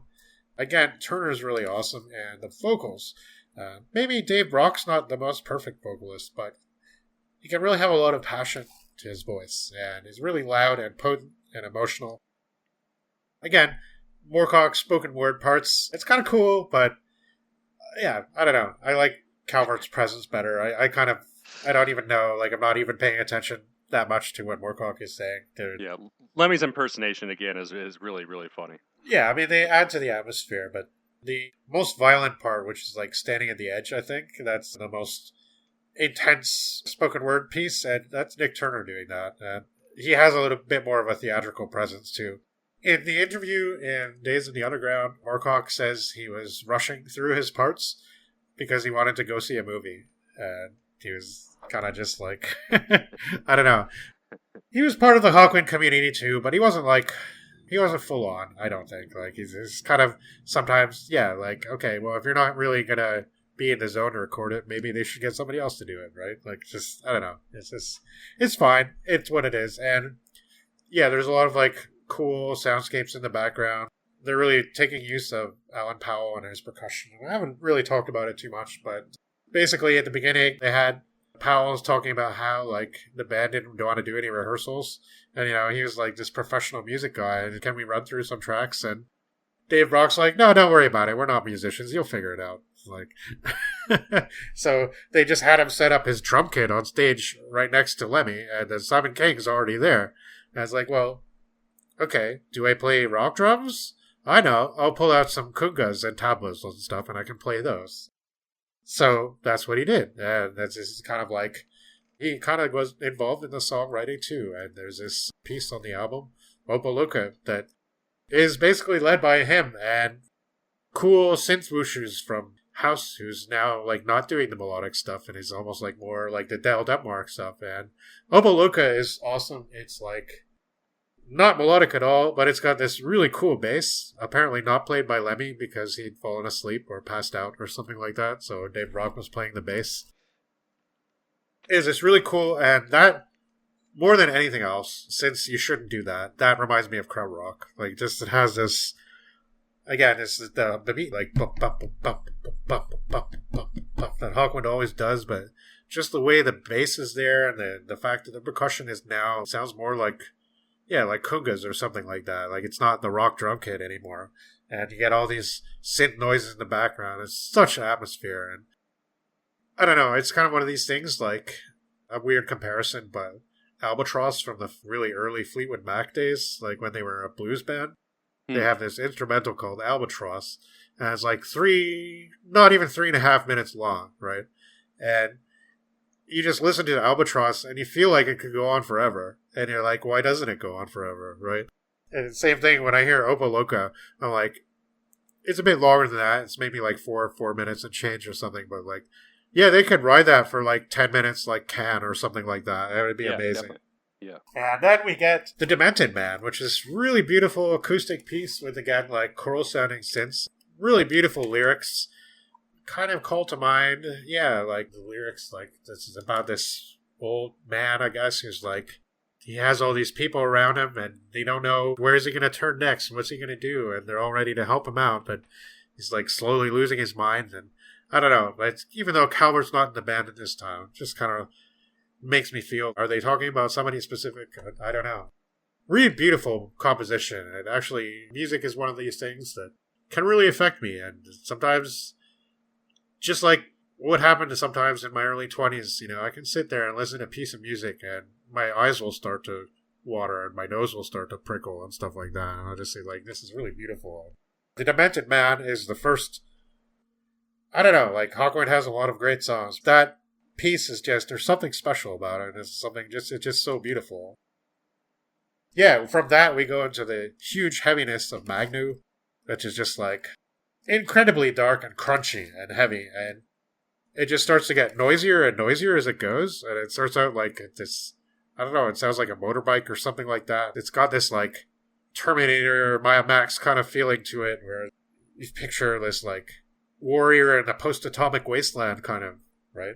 It's like rocking and menacing at the same time. And yeah, we get some more synth instrumentals, and yeah, again, House is really going to town with all the keyboards and stuff like that. Yeah, Dying Seas, another great song. Very propulsive and pushy. Tons of literary references through the whole album. Not just SF, but poetry by Longfellow and Slavic folktales, like all kinds of cool stuff. Really, really amazing. And this was the highest charting Hawkwind album to date, making it to number 13 on the UK charts. Number 150 in the US Billboard. So, that's cool, I guess. Yeah. In May is when Michael Moorcock released his New World's Fair Deep Fix album. And this is a fictional band turned real. So I've not read the original short story. It's apparently quite experimental, influenced by William Burroughs. And yeah, it's just this rock and roll band that manifested out of that. And again, it's a lot of different people, including, once again, members of Hawkwind and Pink Fairies and so forth. So, I don't know. The album's okay. To me, it's not great. It's not very focused. Michael Moorcock doesn't really have the greatest singing voice. I don't know. I was expecting it to be weirder. A lot of it feels like older rock and roll almost. Like, this is kind of, maybe that's just where Moorcock comes from. Days of the Underground book does talk about how he was a coffee house performer and stuff like that. It's more like acoustic folk kind of music and all that. And I don't know. It feels, it's got a bunch of different influences, I think, because there are a lot of different songwriters. Like, some of it does sound more like kind of Stooges-y or something like that. But I don't know. It just feels, it feels a bit more old-fashioned than what I was expecting. And I don't know. I don't love it. But, I don't know. Interesting listen. But in May 1975, more drama starts in the Hawkwind camp. And crossing into Canada from the US, the band gets searched. And this is supposedly a commonplace occurrence for them at this point. Everybody knows what kind of band they are, and they're used to it. But Lemmy has 2 grams of mysterious white powder on him. 2 whole grams. And of course, they think it's cocaine. And Lemmy gets taken to jail. And they have a gig in Toronto the next day. And Brock calls Doug Smith and tells him to get Paul Rudolph. Remember that guy? In the Pink Fairies and sometimes guitarist, etc. for various Hawkwind songs. And get him on the plane right away. Apparently the powder was not coke. I don't know what it was. Apparently, possibly amphetamine, but I don't know if there was a difference in how that substance was treated. I think there was. I read in one of the books that Canadian law treated amphetamine possession as a misdemeanor versus a felony cocaine possession. Yeah. I guess Lemmy ends up making the show, but is sacked after playing it. And I don't think Brock, Turner at all were ever really comfortable with Speed Freaks in the band. That's what many people have said in interviews and so on. And Turner is apparently very much against Lemmy, but supposedly Brock isn't. But Lemmy says, yeah, see you later, and decides he wants to form his own band, Bastard.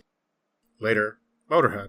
Lemmy's departure is really a big deal. Everyone loved him, and there's literally him and Nick Turner are kind of like the most visually iconic, arresting performers in the band, right?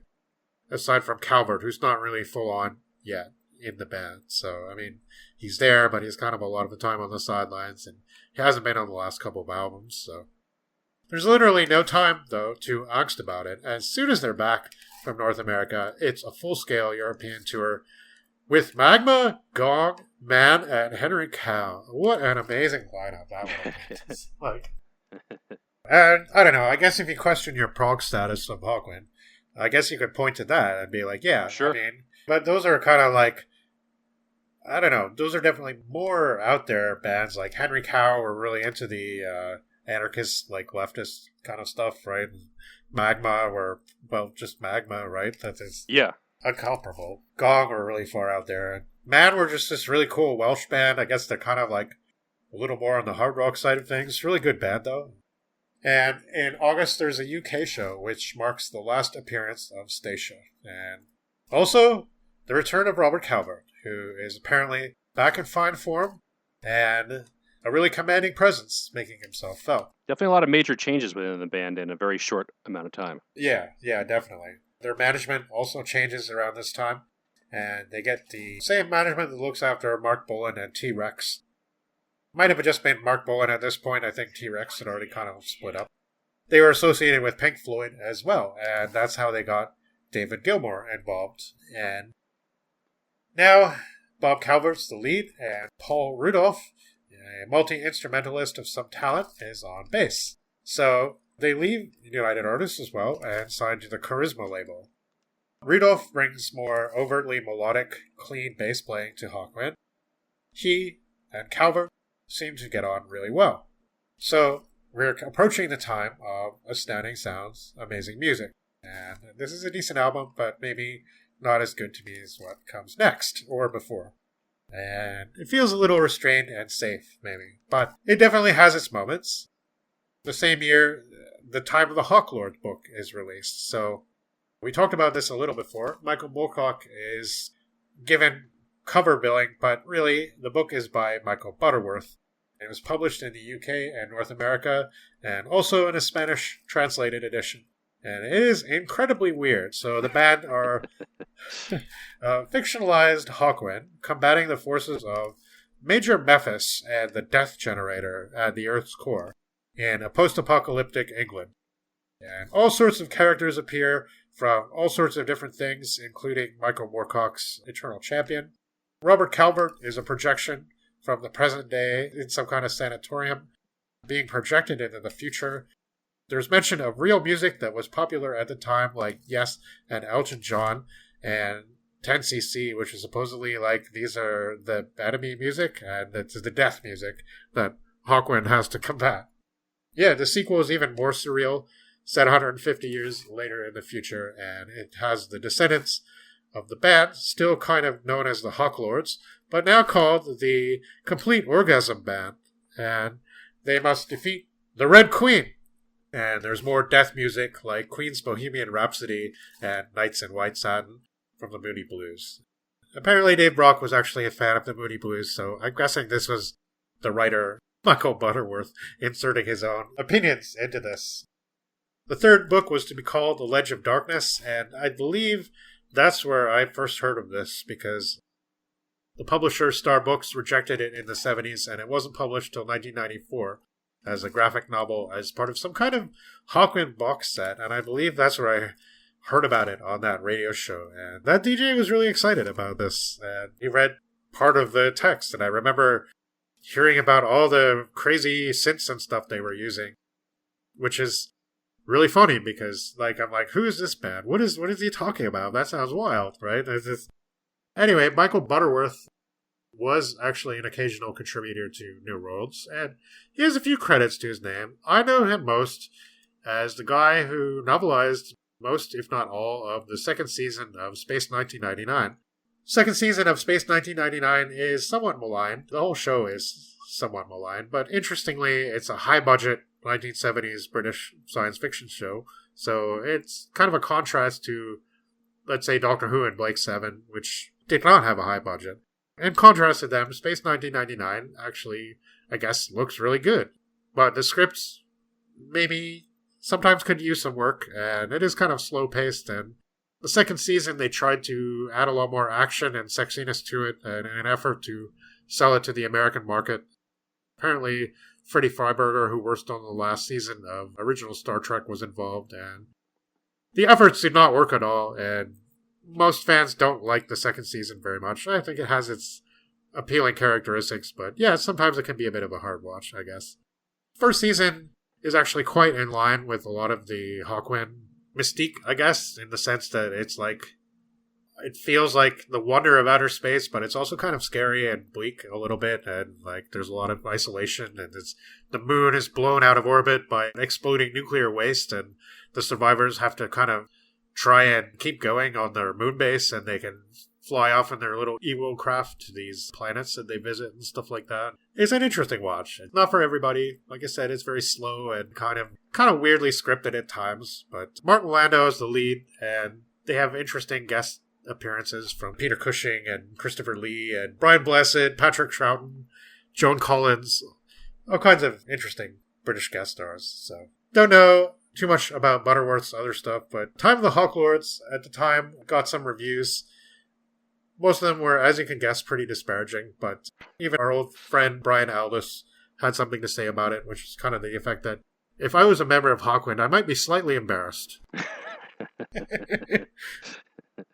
Yeah, I do want to check them out at some point just out of curiosity, because they do really sound ridiculous and silly, and I think it would be a lot of fun to read. I'm not expecting a masterpiece. It's basically like really far out Hawkwind fan fiction. Right, yeah. But the thing is, like, it's kind of bringing to fruition all that stuff about the comic and the Hawkwind log and taking all this stuff and kind of synthesizing it into this whole. Yeah. And even though the band themselves were apparently a little bit like they wanted to keep their distance from it, later on, they did seem to pay some tribute to it. There's even a song in the 2005 Take Me to Your Leader album called Surviving the Death Generator or something like that. It's just like, that's obviously something that they were not afraid to fall back on. I do think, like, after they lost Calvert, the band maybe struggled a bit to find a voice in their science fiction ethos, right? Like, they kind of came back to Moorcock a bit in the 80s, but they couldn't use them all the time. And I don't think Moorcock was necessarily wanting to be fully on board and taking it 100% seriously all the time. So I think maybe Dave Brock struggled a little bit to keep that voice. You know, they're the sci-fi band. They have to be inspired by science fiction, or be science fiction, as you might say. I'm not sure. Without a kind of a presence like Calvert or even Moorcock, it was hard for them. So yeah, go back to the Time of the Hawklords. Why not? The first single for Astounding Sounds is Curb Crawler / Honky Dory, the latter being excised music from the first track on the album, which is one of the really annoying things that I don't understand about this record. It kind of goes to the suggestion that this record might be a little too produced or something. I don't understand some of the decisions they made on this, and I think when you see the drummer that was going on behind the scenes when this album came out, it does make sense too, because they didn't also produce this album themselves, but they did have help from Gilmore and stuff, but I don't know. It was their first record on Charisma, maybe. They could have changed things a little bit. I don't think Hawkwind were ever too happy with Charisma records, but the band apparently looks pretty interesting on stage. Maybe they're already a bit embracing the glam thing. Calvert is sort of something else, and Paul Rudolphs, he says, quote, "In black leather jodhpurs, riding boots, headscarf, and flying helmet, He comes on like a cross between Biggles and Lawrence of Arabia, with definite S&M undertones. Completing the image, Calvert menaces the audience with a dummy Sten gun. Yeah, there's not as much gigging this time around, though. And the album doesn't even get a US release whatsoever, which is strange when you consider some things about this album. But what do you think of this? I think it's pretty good. Yeah, I like this one, and I think if you go into this not expecting anything remotely in style like the first 5 records, and you like 70s glam rock, I think you'll get a lot out of this one. It definitely feels a lot more rock and roll. It kind of reminded me of Blue Oyster Cult in some places, like more mid 70s, late 70s Blue Oyster Cult rather than the early stuff. Yeah. Blue Oyster Cult is actually, we haven't mentioned them yet, but it's a great comparison to this band because Blue Oyster Cult in a lot of ways does feel like the American Hawkwind. Yeah. Right? Or vice versa if you want. Although Hawkwind did get their first album about 2 years earlier. They had a similar kind of democratic approach to songwriting and playing, and Michael Moorcock was involved in both bands, right? So, I don't know, it's just interesting similarity there.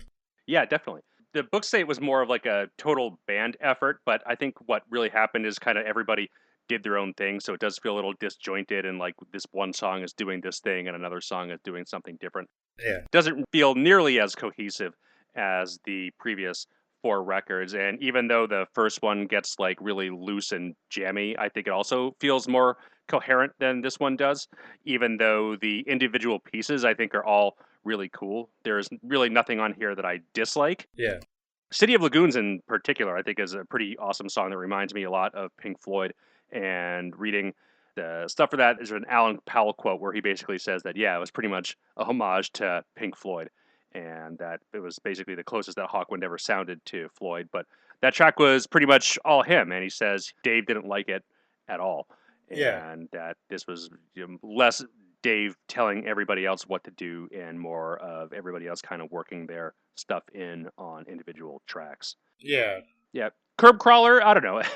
It took me a couple listens to get into. It's a little silly, but it's definitely a lot of fun. Yeah, and then what's with this sleazy imagery? Like, Hawkwind never really used that before, right? Yeah. It's just kind of like...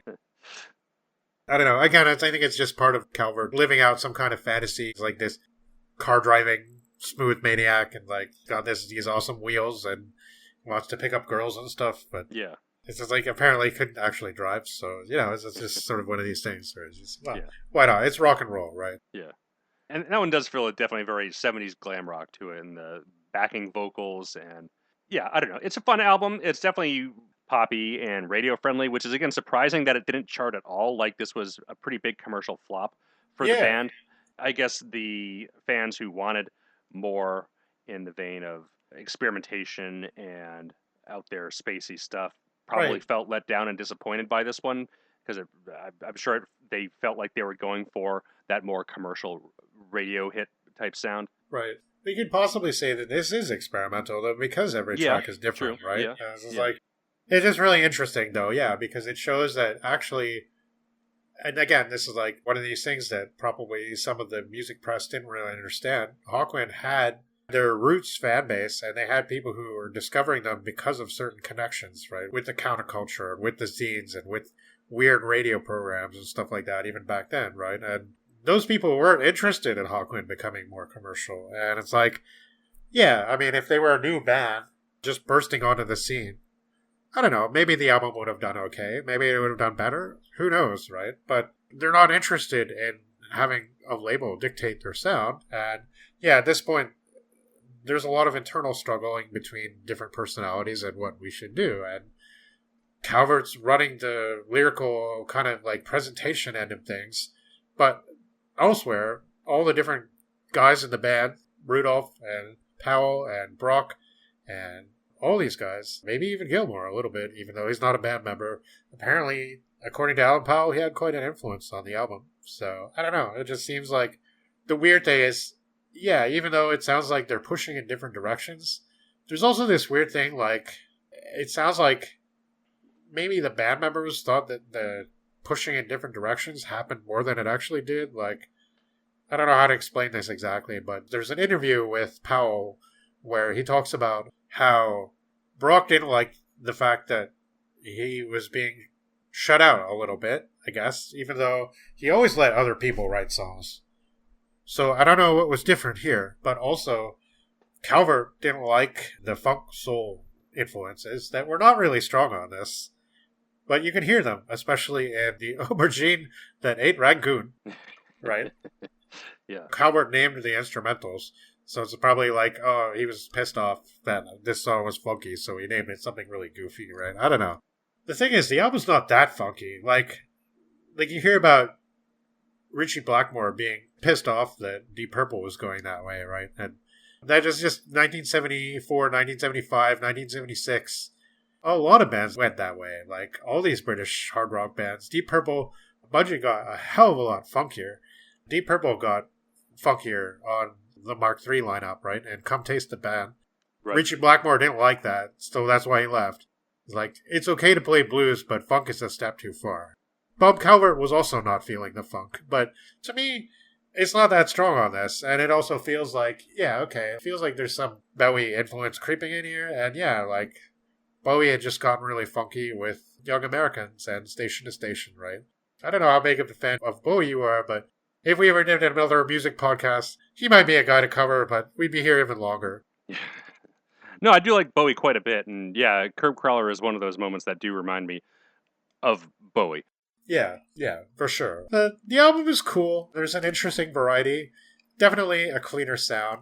Reefer Madness is a really cool opener. It's a lot of fun. I really, really love the piano in it. Yeah. It's so cool sounding. Turner's still here doing some cool stuff on sax, but this is his last hurrah.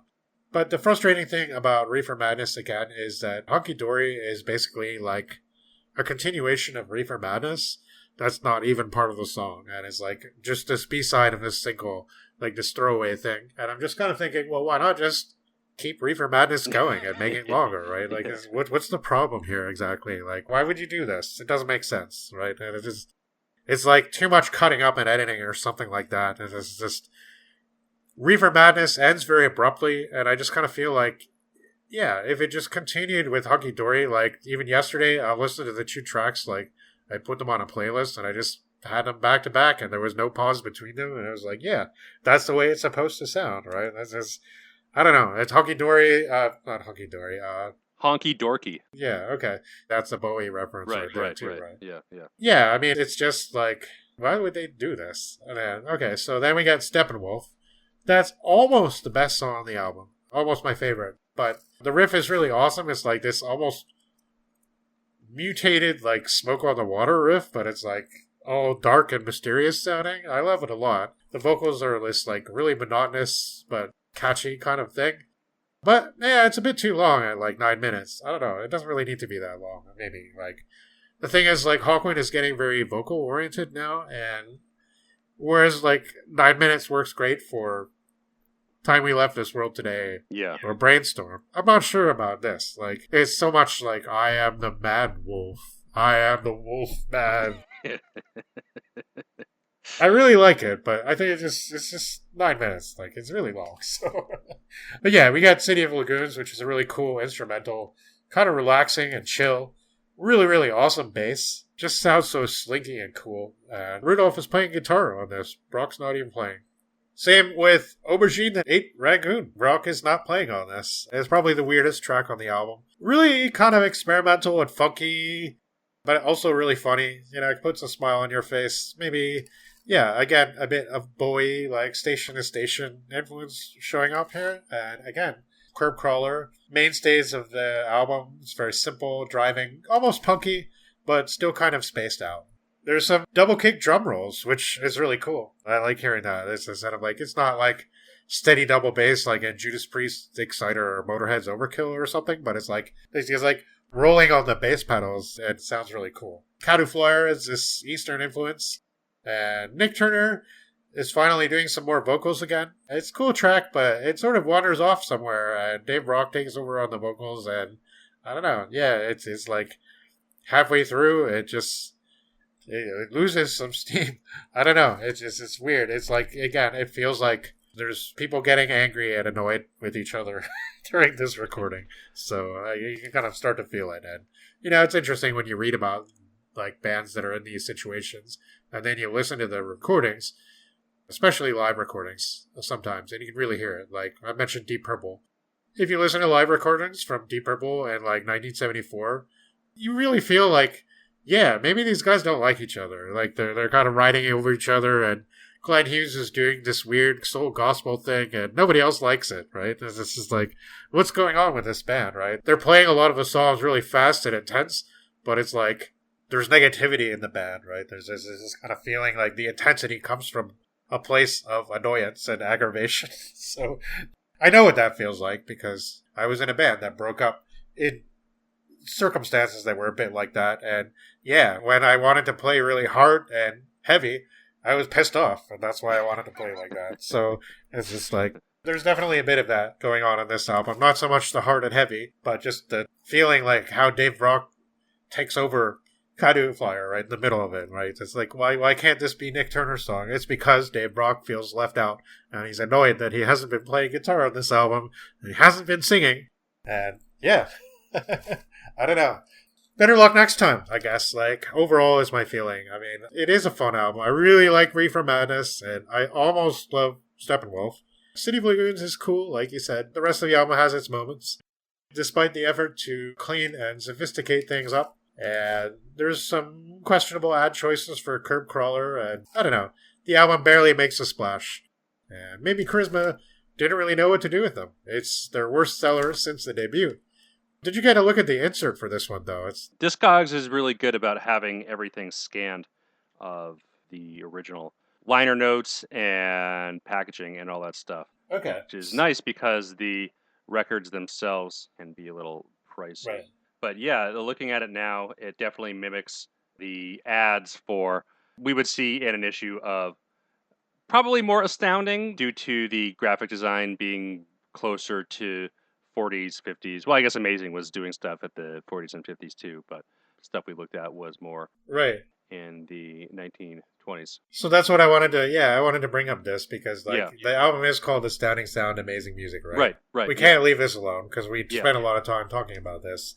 So yeah, the typography is apparently lifted from Astounding. There's a crazy cover illustration. There's this vaguely threatening Nazi-esque back one, and the parody ads for, quote, develop a stronger He-Man voice, etc., by sending away money to the R. Calvert Perfect Voice Institute. Also, you can order a manly strap-on or sheer nylon nightwear from Paul Rudolph and Monsieur Nick Turner, respectively. You can also get Dr. Brock's Atomic Pile preparations. So, yeah. Yeah, definitely a very nice tribute to science fiction. When we did the 1939 Astounding episode, we had some fun with the ads a little bit. Yeah. The whole contents of the magazine, going through it, was just such a cool experience. And it sounds like, they were doing some cool things with the inserts here, just really having fun with it and all this stuff. But a tour follows at last, featuring Adam Henge, the new massive lighting projection rig, and certainly drawing the crowds, even if the album didn't exactly. Apparently, though, Bebop Deluxe had a very similar stage show that same year. Everyone notes how wild and compelling Calvert is on stage. It's spontaneous theater, completely. Calvert has films playing in his head the whole time. There's almost no telling what he might do. But there's some planning. They pull out new songs like Uncle Sam's on Mars, and have a roadie come out like a Martian, and Turner dressed like an American astronaut. For Hassan Isaba, Calvert wields two sabers and swings them around like a maniac and plunges them into the stage. Calvert kind of reminds me of Prince and David Bowie combined, but like more violent and unpredictable. And yeah, there's all these personalities coming out in the music and the performance. After the tour, though, Alan Powell is out. It is a little weird with the band with two percussionists sometimes. Sometimes you can't really tell there's two percussionists, two drummers playing. And I kind of get, they don't really need to be a two-drummer band. It does sound like Powell was contributing, especially toward the end, but I don't think Brock really welcomed his contributions. So, I don't know, yeah. No more Drum Empire. Lemmy didn't stay to see it gone. The worst trouble of all, though, is that Brock and Turner are at odds, and this probably will never be fixed at all. So, Brock thinks that Turner is trying to take the band away from him, and it's weird.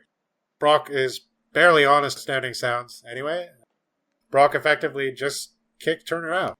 Now, It's just him of the original Hawks. Brock claims it was because he didn't have confidence in Turner's ability as a musician.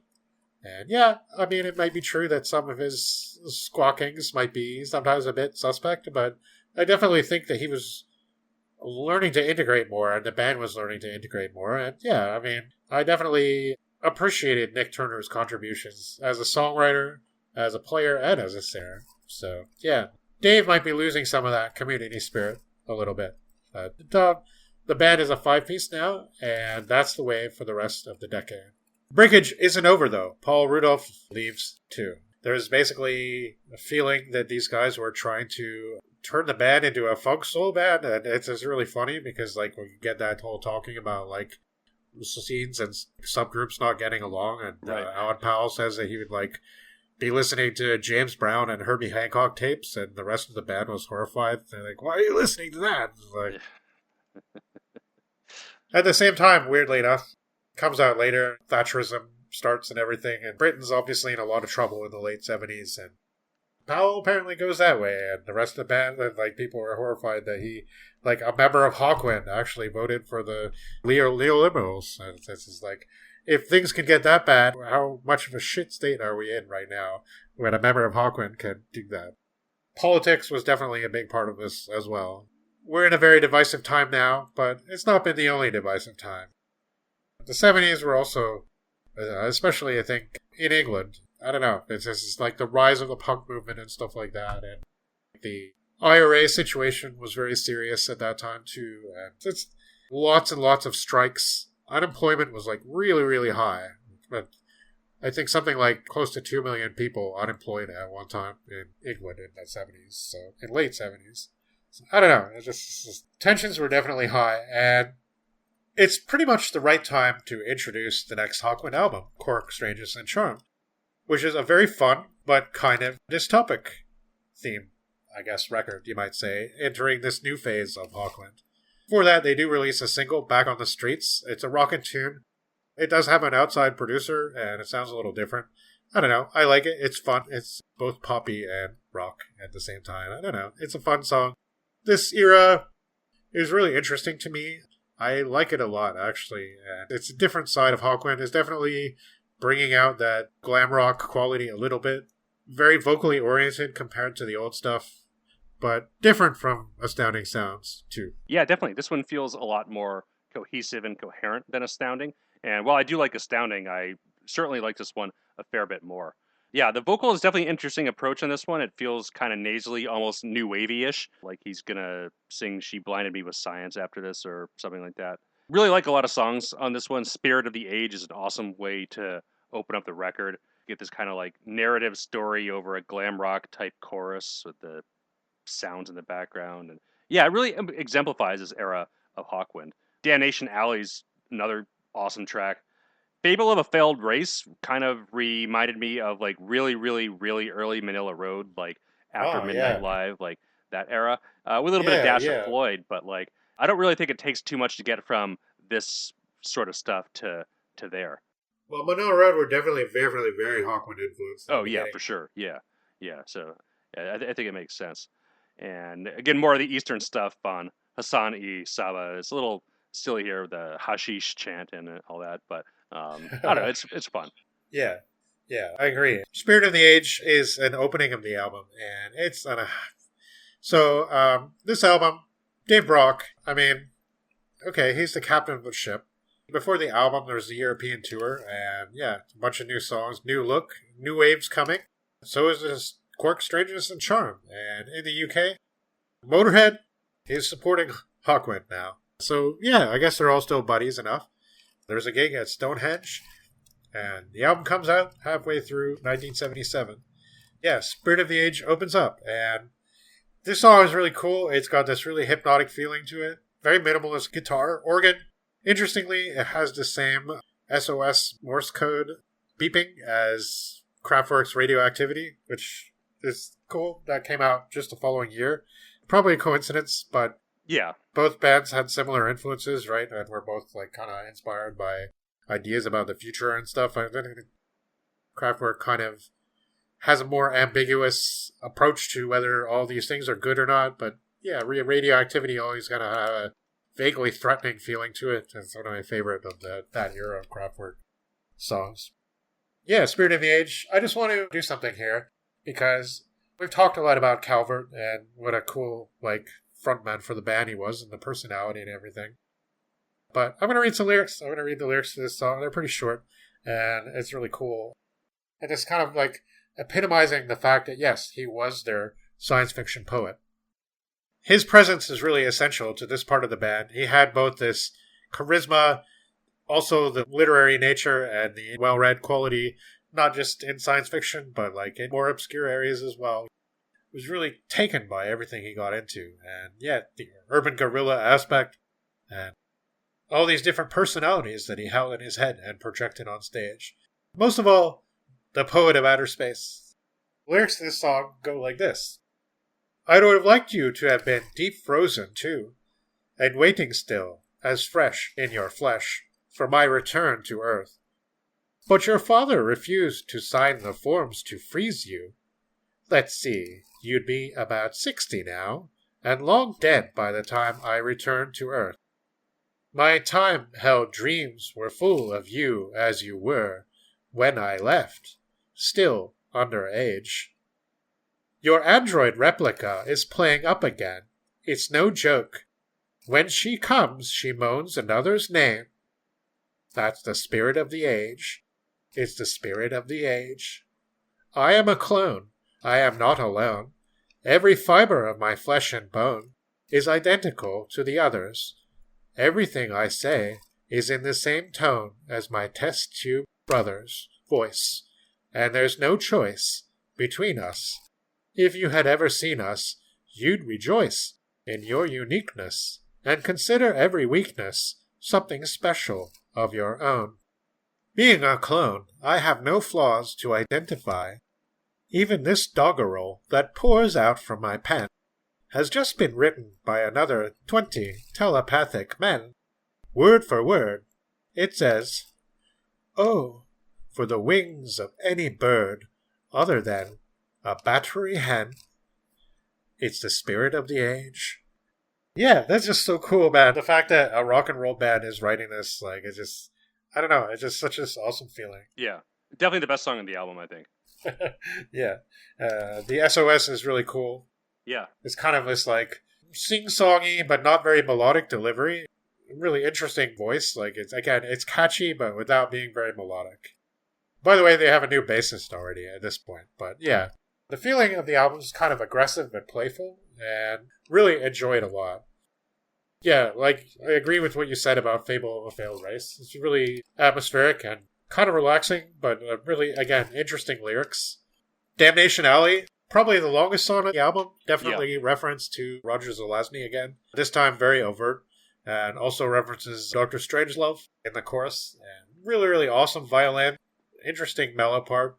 Love Hassani Sabah, even though the sort of cod Arabic voice is a little goofy, but I don't know. Again, it feels like a role that Calvert is playing, and I don't know. I don't think it's again, this stuff is big in the news at the time, and I guess Calvert was reading a lot of newspapers and magazines because that's something he also talks about, and influenced by current events at the time and the oil crisis and the petrodollars and stuff like that. And it's just it's obviously an influence on what he was singing about.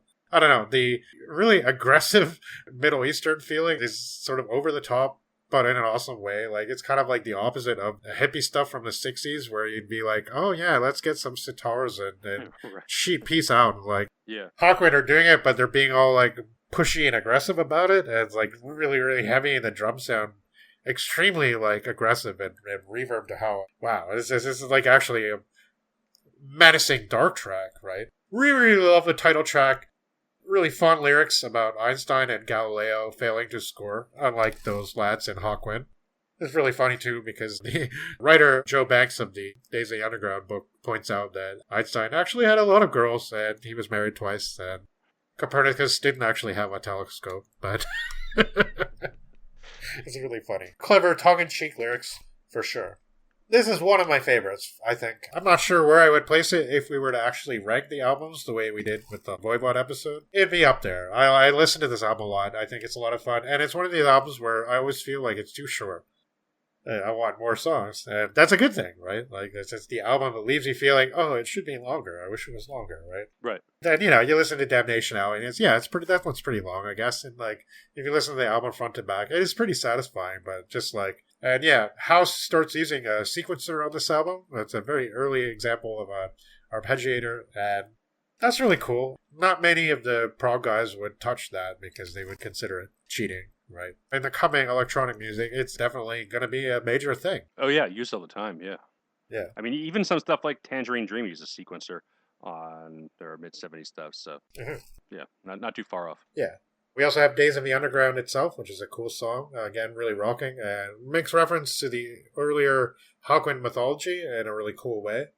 And we have the closer, a really rousing closing instrumental called The Iron Dream, which I guess was inspired by Norman Spinrad's novel, which is a hypothetical alternative universe where instead of becoming the leader of the NSDAP in Germany, Adolf Hitler emigrated to America and became a pulp science fiction illustrator and writer, and decided to write a book called Lord of the Swastika. And, well, most of The Iron Dream is, in fact, Hitler's book, Lord of the Swastika, complete with a fake title page and everything, with a foreword and appendices. I guess it's kind of like Spinrad kind of trying to comment on, especially a lot of that, like, early science fiction from the 20th century, and by basically saying that the Golden Age was maybe a bit fascist. I don't know. It's funny, but it's like the same joke for 250 pages or something, so I don't know. It's not...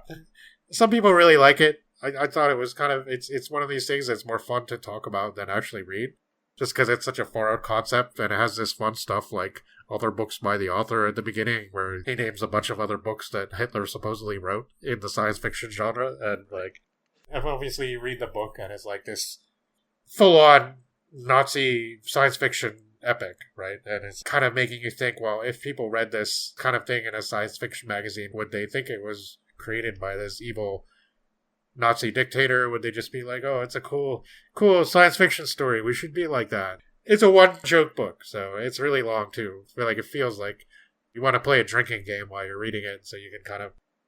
How many times can he comment on in a somewhat homoerotic vein, on the awesomeness of the uniforms that all the guys wear and everything like that, right? Anyway, a cool Hawkwind instrumental, though. The fact that the album seems short makes it, I don't know, it actually makes me love it more. So, yeah, the album includes pictures and typed-up seeming lyrics, complete with corrections, and Dave Rock delivering a blunt, short message naming past members and shaming them, and saying they were sacked, and saying, now the band is back on course. So, I don't know, that's not very nice. No. It's just the way it is with bands sometimes. Unfortunately, the next Hawkwind casualty is none other than the man Robert Calvert, and although you can read the interview with Stacia in Days of the Underground where she says how upsetting it is to see people always talking about and misunderstanding his mental illness, it seems to have been a really real thing that got in the way of his creativity and achievements as much as it helped. And on tour in 1977, Calvert had insomnia and was consumed with reading books about guerrilla warfare. He started to believe and say really weird things on and off stage, and the police got involved and searched Rock's hotel room, and they found a replica pistol, Calvert's, and this was in France, and he had been on stage basically saying, oh, I know these people are in the audience, and he was naming all these, like, guerrilla leaders and stuff like that. I know these guys are here listening to us, and, like, you know, what? I don't know. But when Calvert was confronted, he attacked tour manager Jeff Dexter with a sword again. And Brock said enough's enough, and the band was told to pack their bags and go. And without Calvert. And supposedly, Calvert, in full combat regalia, chased the van down a major Paris street on foot. And it was a terrible traffic jam, so he was able to catch up, and he was just banging on the windows. And they didn't look at him, and I think it was I can't remember if it was the interview with Powell or maybe it was... No, he was out of the band by then. I can't remember which band member it was, but he was, basically saying how bad he felt about all this and everything. But nobody stopped it. And yeah, they made it to the airport without him. But the tour manager did manage to get him home. And Calvert said later, Brock convinced the others that I was having a nervous breakdown. What nonsense! They dumped me and my bags on the street in Paris. If I had been ill, what kind of mates are they to leave me?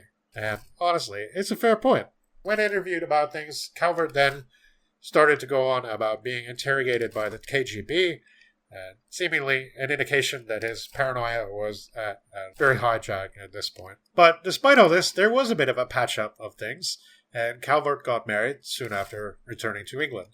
And all of Hawkwind was in attendance, so were other interesting guests, like John Lydon of the Sex Pistols. And Brock and Calvert both retreated to the Devon countryside, and Brock started jamming with a local band called Ark. He asked Calvert if he'd like to do some free festivals, and they all get together, and in Ark were future Hawkwind members Harvey Bainbridge, Martin Griffin, and Paul Hales. They book a Christmas time show under the name Dave Brock's Sonic Assassins with Bob Calvert. Nick Turner's band, Ablula, supports, and the band does a bunch of classics, particularly from Warrior, but also plays new songs like Freefall, Death Trap. There's a lot of Calvert ranting during the set to Hale's synth soundscape accompaniment. And yeah, they had a 3-record contract with Charisma, so they need to get another thing in. But what to do? Brock wants out of the contract, so the answer was Hawklords. Calvert and Brock, but no Simon King this time. Simon House was on his way out too. He was hired to play with David Bowie, and you can hear Simon House on the onstage Bowie album from 1978, and also on the studio album The Lodger. Not one of his extremely acclaimed albums from that time period, but I always really liked it. By this time, the old culture zines like Friends and X were all done. Hawkwind had their own fans creating zines too. Zines like Hawk Fan and Hawk Friends. There's another Hawkwind released in 1979, PXR5, but the one we should talk about first is probably The Hawklords, 25 Years On. Did you listen to this one? I did, yeah. Yeah, and this is pretty cool. Despite the fact that I guess some people weren't into funk, I thought there was more of like a funk-type groove on a lot of these tracks. There's this really cool record that I don't hear talked about a lot by this band, La Perversita, who did this like really, really awesome Devo like deconstruction of Strawberry Fields. It's like really, really weird, but there's a really hypnotic like funk type beat on that album that reminded me of a lot of stuff on this record. Psy Power, the opener, is awesome. It's one of the best Hawkwind tracks from this era. Yeah, that's the one that really reminds me of The Who, actually. Yeah. It's like that guitar playing, and like it's like totally off, I don't know, Who's Next or something like that. Like just and the harmonized chorus and everything is just so... Yeah, it definitely has a different sound than what came before, even though it's still basically Calvert-fronted Hawkwind. Yeah, and lyrics are total pulp sci-fi. It's great. Yeah. Title track, 25 Years. I don't know. It's a little silly. Definitely more in that new wavy style. I don't think the vocal cadence really works too well for it. Not really my favorite track. But definitely some punk influence you can hear creeping in across this album. It's, again, a bit diverse in that way where it's kind of spanning a lot of stuff that the band hasn't really covered as much before, but I think it overall works. I don't think it's quite as good as Quark's Strangeness and Charm, but I do really like it, especially Psy Power. Yeah. You know what I really, really like about this album? The synth work and the bass playing. Yeah. There's amazing synth work on this. It sounds so cool. I don't know what kind of synth... I don't know who's even playing synth at this. I think it's not Hales anymore. It's some of the lineup starts to get really confusing around this point. Wikipedia says that Harvey Bainbridge is playing bass and also playing some synthesizers, and that Steve Swindells is playing keyboards. I think it might be him. But Simon House does actually play on a few tracks too. So again, it gets confusing. I think he was mostly playing violin though. Yeah. The synth just sounds so... I don't know if it's a Moog. It sounds a bit like that. It's just not quite the same as what Pink Floyd shot on You Crazy Diamond kind of thing. But it's like in that ballpark. Also like some of the early 80s Doctor Who music even. Like it's just kind of like really cold but almost majestic sounding synth tones and some really cool soloing, and it fits really well with the kind of really clean sound of the bass. It's a really, really good sounding album, I think. But yeah, it does feel like the end of an era as well. Technically, I think this was done after most of the PXR5 stuff, and Hawkwind name is something that Brock temporarily wanted to show. So there seemed to be a lot of doubt in the press as to whether they would be called Hawk Lords or Sonic Assassins. It's quite new wavy sounding at times for sure. I agree about Side Power. What a great song. Awesome acoustic riff, vocals reminding me of The Who. Just kind of pushing up tempo, free fall, really, really beautiful synth and bass again. Really like the way the album just, I don't know, it sounds produced in a way that none of the previous stuff was, but like, again, it's not as compromised sounding as Astounding sounds, I think. Automodon and 25 Years, I don't know, yeah, it's heavy and punky, snarly vocals, feels almost Johnny Rottenish, about working in a factory, I think.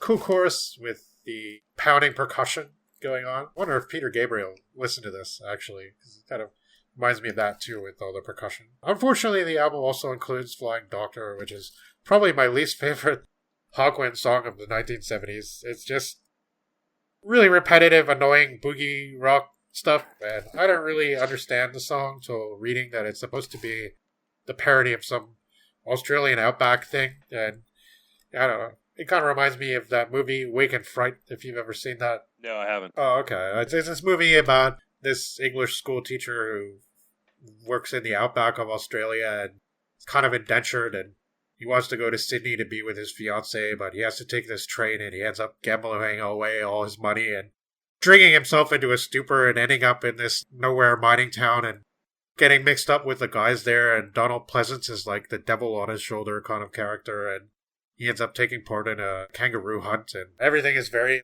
dirty and kind of like Aussie rednecks kind of. It sort of feels like that's what they're aiming at with the lyrics and the like random, I don't know what that is, like a didgeridoo or something going on, clay, all these weird noises, and like it's kind of like you can tell they're doing it on purpose. And yeah, this is the one where like the song is about this doctor who works in the outback and likes to get high off his, supply of chemicals and stuff like that. And just doing this like cod voice again. This time it's like cod Australian, and he just keeps repeating a cabinet key, a cabinet key, a cabinet key, and like it feels like it goes on forever. So I don't know. It's yeah, the medicine cabinet stuff reminds me of the math on CIUT radio.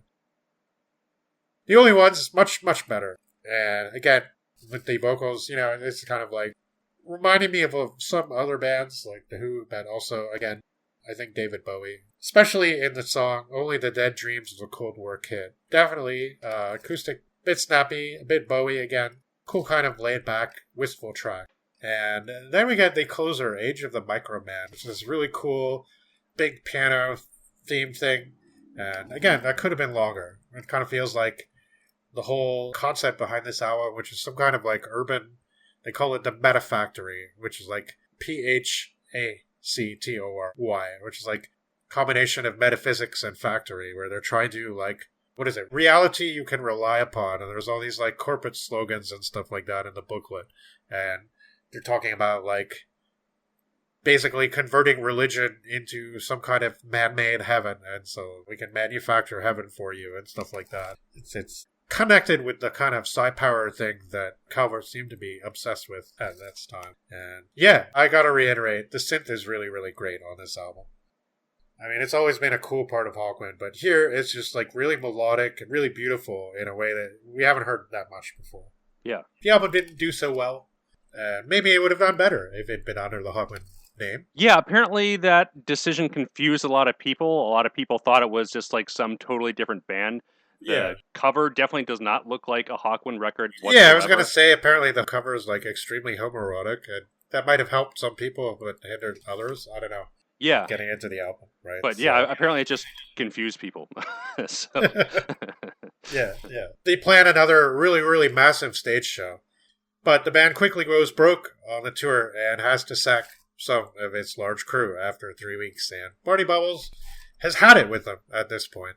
Because he worked so hard on the visual presentation. It seemed like he was just feeling ignored, and like they couldn't do a lot of things that he wanted. And yeah, there's no money, right? So Calvert really does finally leave in 1979. He says, I don't like SF very much, and he declares most of it trash, and says he prefers to read magazines and newspapers, Scientific American and such.